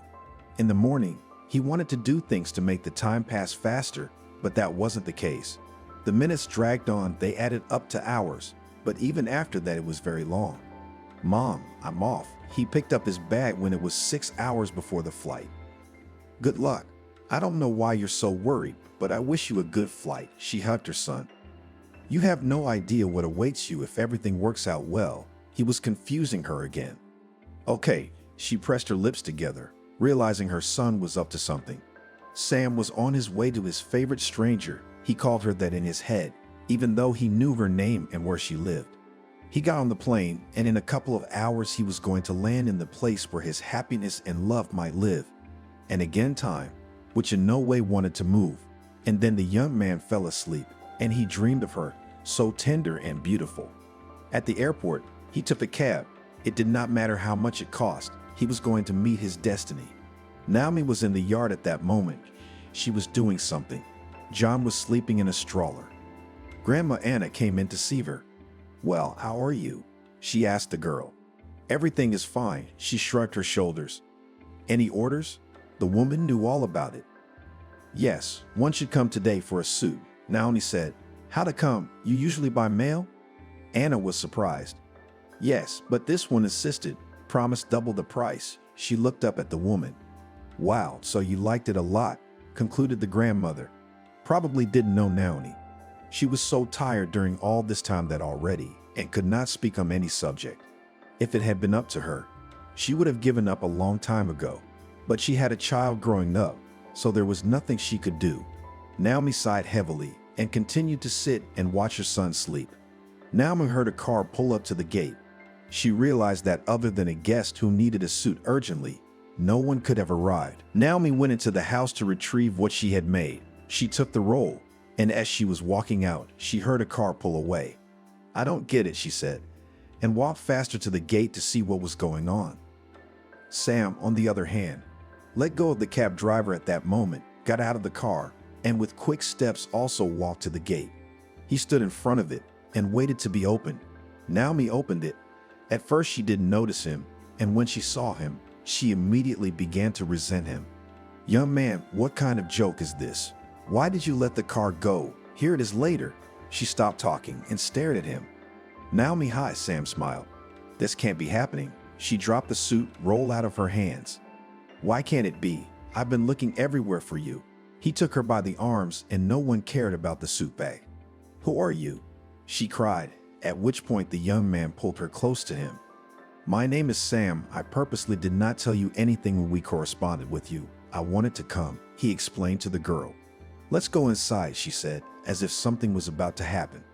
Okay, he followed her. You were looking for me on purpose. I'm not going anywhere, and I won't take any tests, she told him. What do you mean? The young man didn't understand. About your illness, I realized that just like that you would not look for me, and so insist on coming for the suit. She did not look at him. What sickness? He got up from the chair he was sitting in. Are you going to fake it now? She looked at him as if she wanted to destroy him with one look. Naomi explained, I don't understand anything, he approached her. No need to, I already succumbed to your charms once. She tried to remove his hands. I don't understand anything. Tell me everything. It seems to me that it's not enough that you and I didn't know each other. So you're accusing me of something else, he looked at her. And the girl saw that the guy really didn't understand what she was saying. Then in the park, she stopped talking and turned away because she felt ashamed again, even though it had been so long. Well, what then in the park? He remembered that, and further, what she was accusing him of, it was unclear. And then she sobbed. So everything, I do not understand anything. We will now sit down, and you will tell me everything in order. He pulled her behind him and put her not on a chair, but on his lap. You really don't know anything. She couldn't believe it. Naomi, when she saw him at her gate, had thought he had been diagnosed with an illness, and now he needed to bring his partner to get tested too. That's why she was acting like this now. I'm listening to you carefully, muttered Sam calmly. Okay, then on the bench, she didn't have time to finish, he interrupted her. I remember that, and I've heard it more than once today. He wanted more than that. They never saw each other once after that, neither he nor she. They didn't know each other's names. What could be the complaints? So you told me that night that you were in our neighborhood at the dentist. She looked at him. I had been. He remembered those words, but he didn't know what she was getting at. The next day, they called everyone there for dental treatment because she couldn't say why. Well, he waited. They found HIV. They had to take tests. She finished her sentence. So what next? He still didn't understand what story she was telling him. You don't understand. There was a sick person there, and you were treating teeth. She didn't finish. She thought he would understand. You thought I was in that clinic and you were infected. He finally got it. Why not? She was sitting with her back to him. Yes, I was in that clinic, but not on that day, but before that. And in fact, if that was the case, I would have been called. You leak contacts there. He pressed her against him and laughed. What you mean? She turned to him. Yep, he nodded, not yet knowing what she had done to cover it all up. Here I am. She covered her eyes with her hands. Uncomprehending, he turned her towards him and took her hands away from her face. You have no idea. And she told him how she had written a letter to her husband, how she had come here, looked after her aunt. Well, you have no idea. The young man didn't know what to say. Wait, she pulled away from him. What? He didn't understand how that could even happen in life. My God, she cried. At that moment, the doors opened and Baba Anna entered the house. Naomi, he's awake, he's hungry, she said. Let him hear, got up from the lad's knees, the girl, and went towards the woman. Yeah, she left and came back a minute later with a baby in her arms. Sam watched all this action and thought he was too late. His beloved stranger was already married and had a child. He even got up and went into the kitchen so as not to disturb her feeding.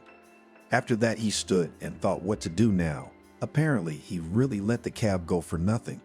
Naomi came out to him a few minutes later. She looked at the young man and smiled. You know what they say about coincidences not being random. She couldn't stop smiling. I don't get it. He stared at her. Today in this house, whatever sentence was a mystery to him. It's your son. She lowered her gaze. What do you mean? He furrowed his brow. Now the worst thoughts of the one he had idolized in his head for so long came to mind. Like this, she spread her hands. Then the girl knit him by the arm and led him to the table. There she sat him down, told him how and what, about her husband, about the meeting, how she had decided to take revenge. And that's how it turned out. If it wasn't for that story, she'd probably still be living with the guy who cheated on her. Why didn't you get tested? Sam asked her an elementary question. I worked in a school. It's a small town. I didn't need to explain further. Oh, you poor thing. Why did you leave so quickly? If I'd known your name, I would have found you by now. He hugged her again. Sam, what are we gonna do? She asked him that question, and then she pulled away. What are you doing? He didn't understand her again. I said we, although I don't know. Maybe it's a coincidence again today. She looked at him fearfully. What are you talking about? How many months I've been looking for you. My friends helped me. I know all the girls in the city by sight. He did not deceive her. Do you know how afraid I was of this disease that I still have not registered John? The girl confessed to him. That's great, but now he will have a normal middle name, smiled the young man. I'm afraid not if Evan hasn't divorced me. She lowered her gaze again. That's okay. Know that you'll be fine from now on. Sam pulled her close again. Have you been thinking about me? She couldn't believe that everything that was happening right now was true. You have no idea how. He wouldn't let her go. I couldn't stop thinking about you at first either. I've always been modest. I've never done anything like that. I've never even kissed in public, she confessed to him.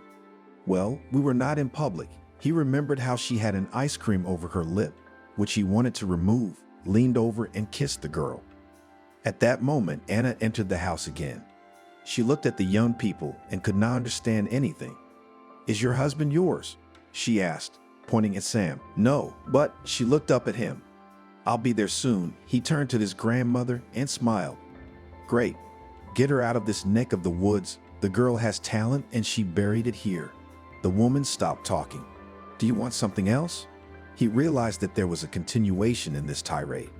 Will you accept her, son? Baba Anna let her eyes go. He's mine, Sam said calmly, not doubting it. What do you mean? The woman turned to Naomi. I'll tell you later, the girl promised, though she knew she never would. All right, stay. The grandmother waved her hand at them and left the house. Are you coming with me? He asked the girl. Where to? She wondered. To where I live, he said calmly. I don't know. She turned to the bed where her son was sleeping. Naomi, this can't be happening. I've been coming to this for so long. He snuggled into her shoulder. Okay, I promise to think about it, she said. Okay, I have a friend's wedding coming up. I ordered you a suit. That's the only reason I found you. In fact, you could say it was my mother who showed you to me. He sat back and smiled.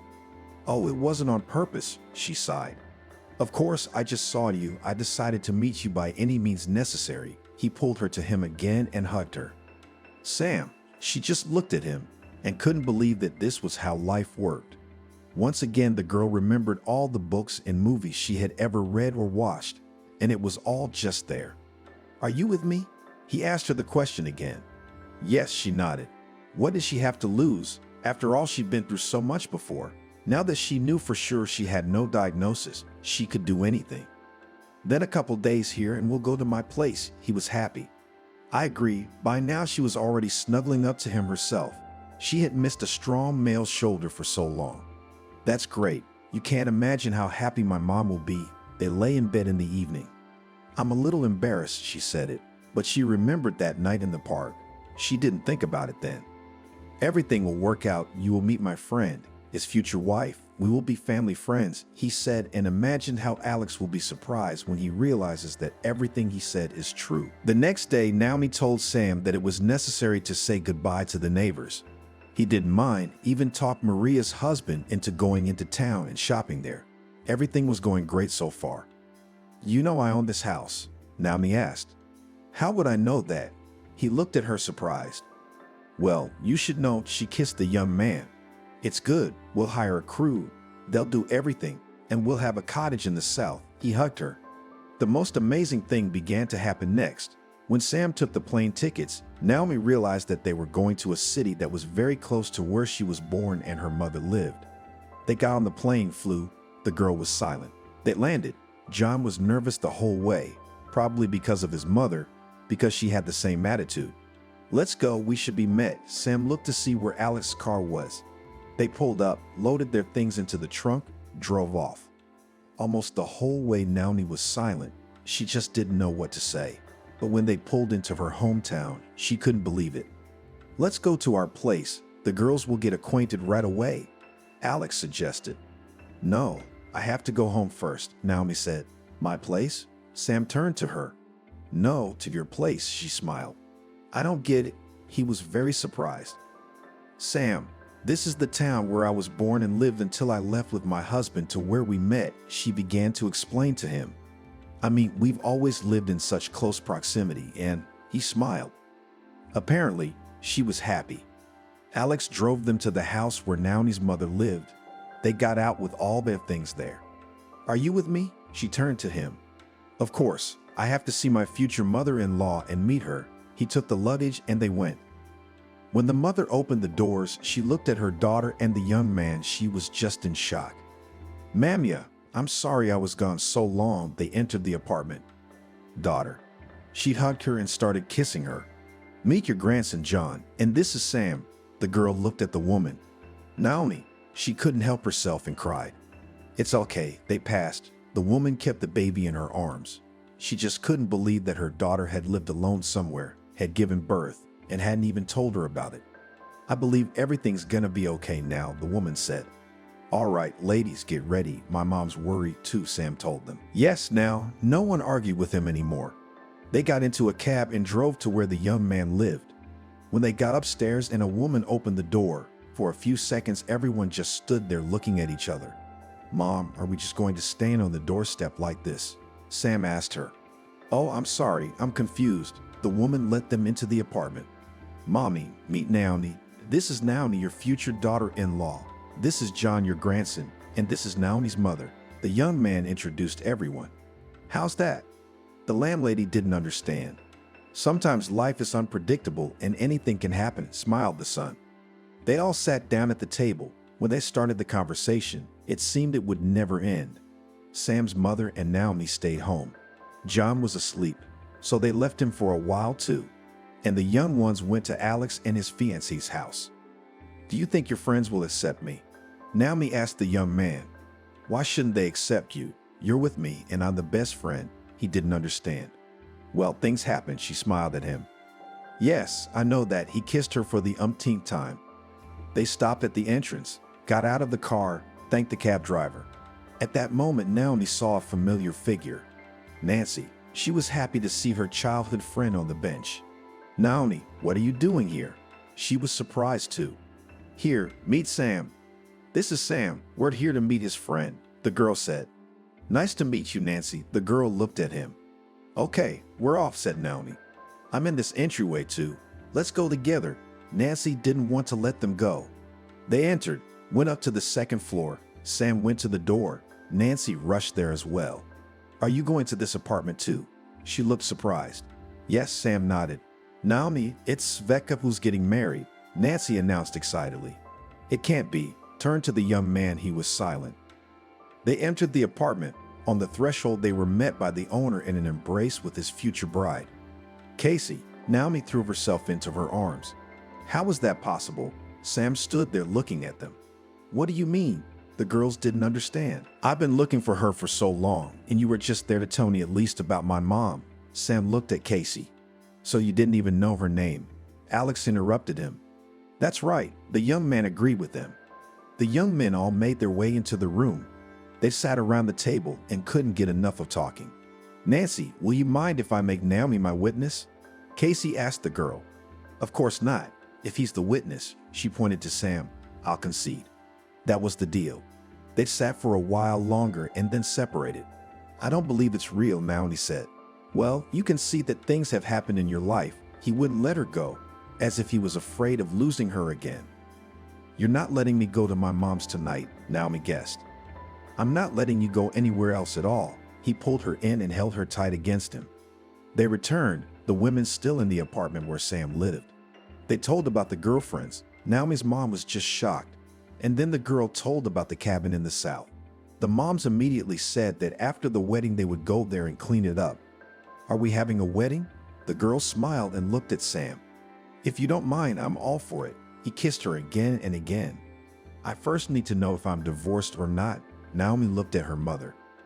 Divorced? The papers came long ago, she confirmed. All right, I just have to register John, Naomi said sadly. Why so sad? Sam didn't understand. I don't know, it's just, she shrugged. After that, the young man pulled her into his room. There he told her about the apartment, but if her mother was going to leave, there was no hurry. Shall we just sign? Naomi asked. Are you okay with that? He was embarrassed. Only now he thought he could have come with a ring. Yes, she turned to him, wrapped her arms around him and pressed herself against him.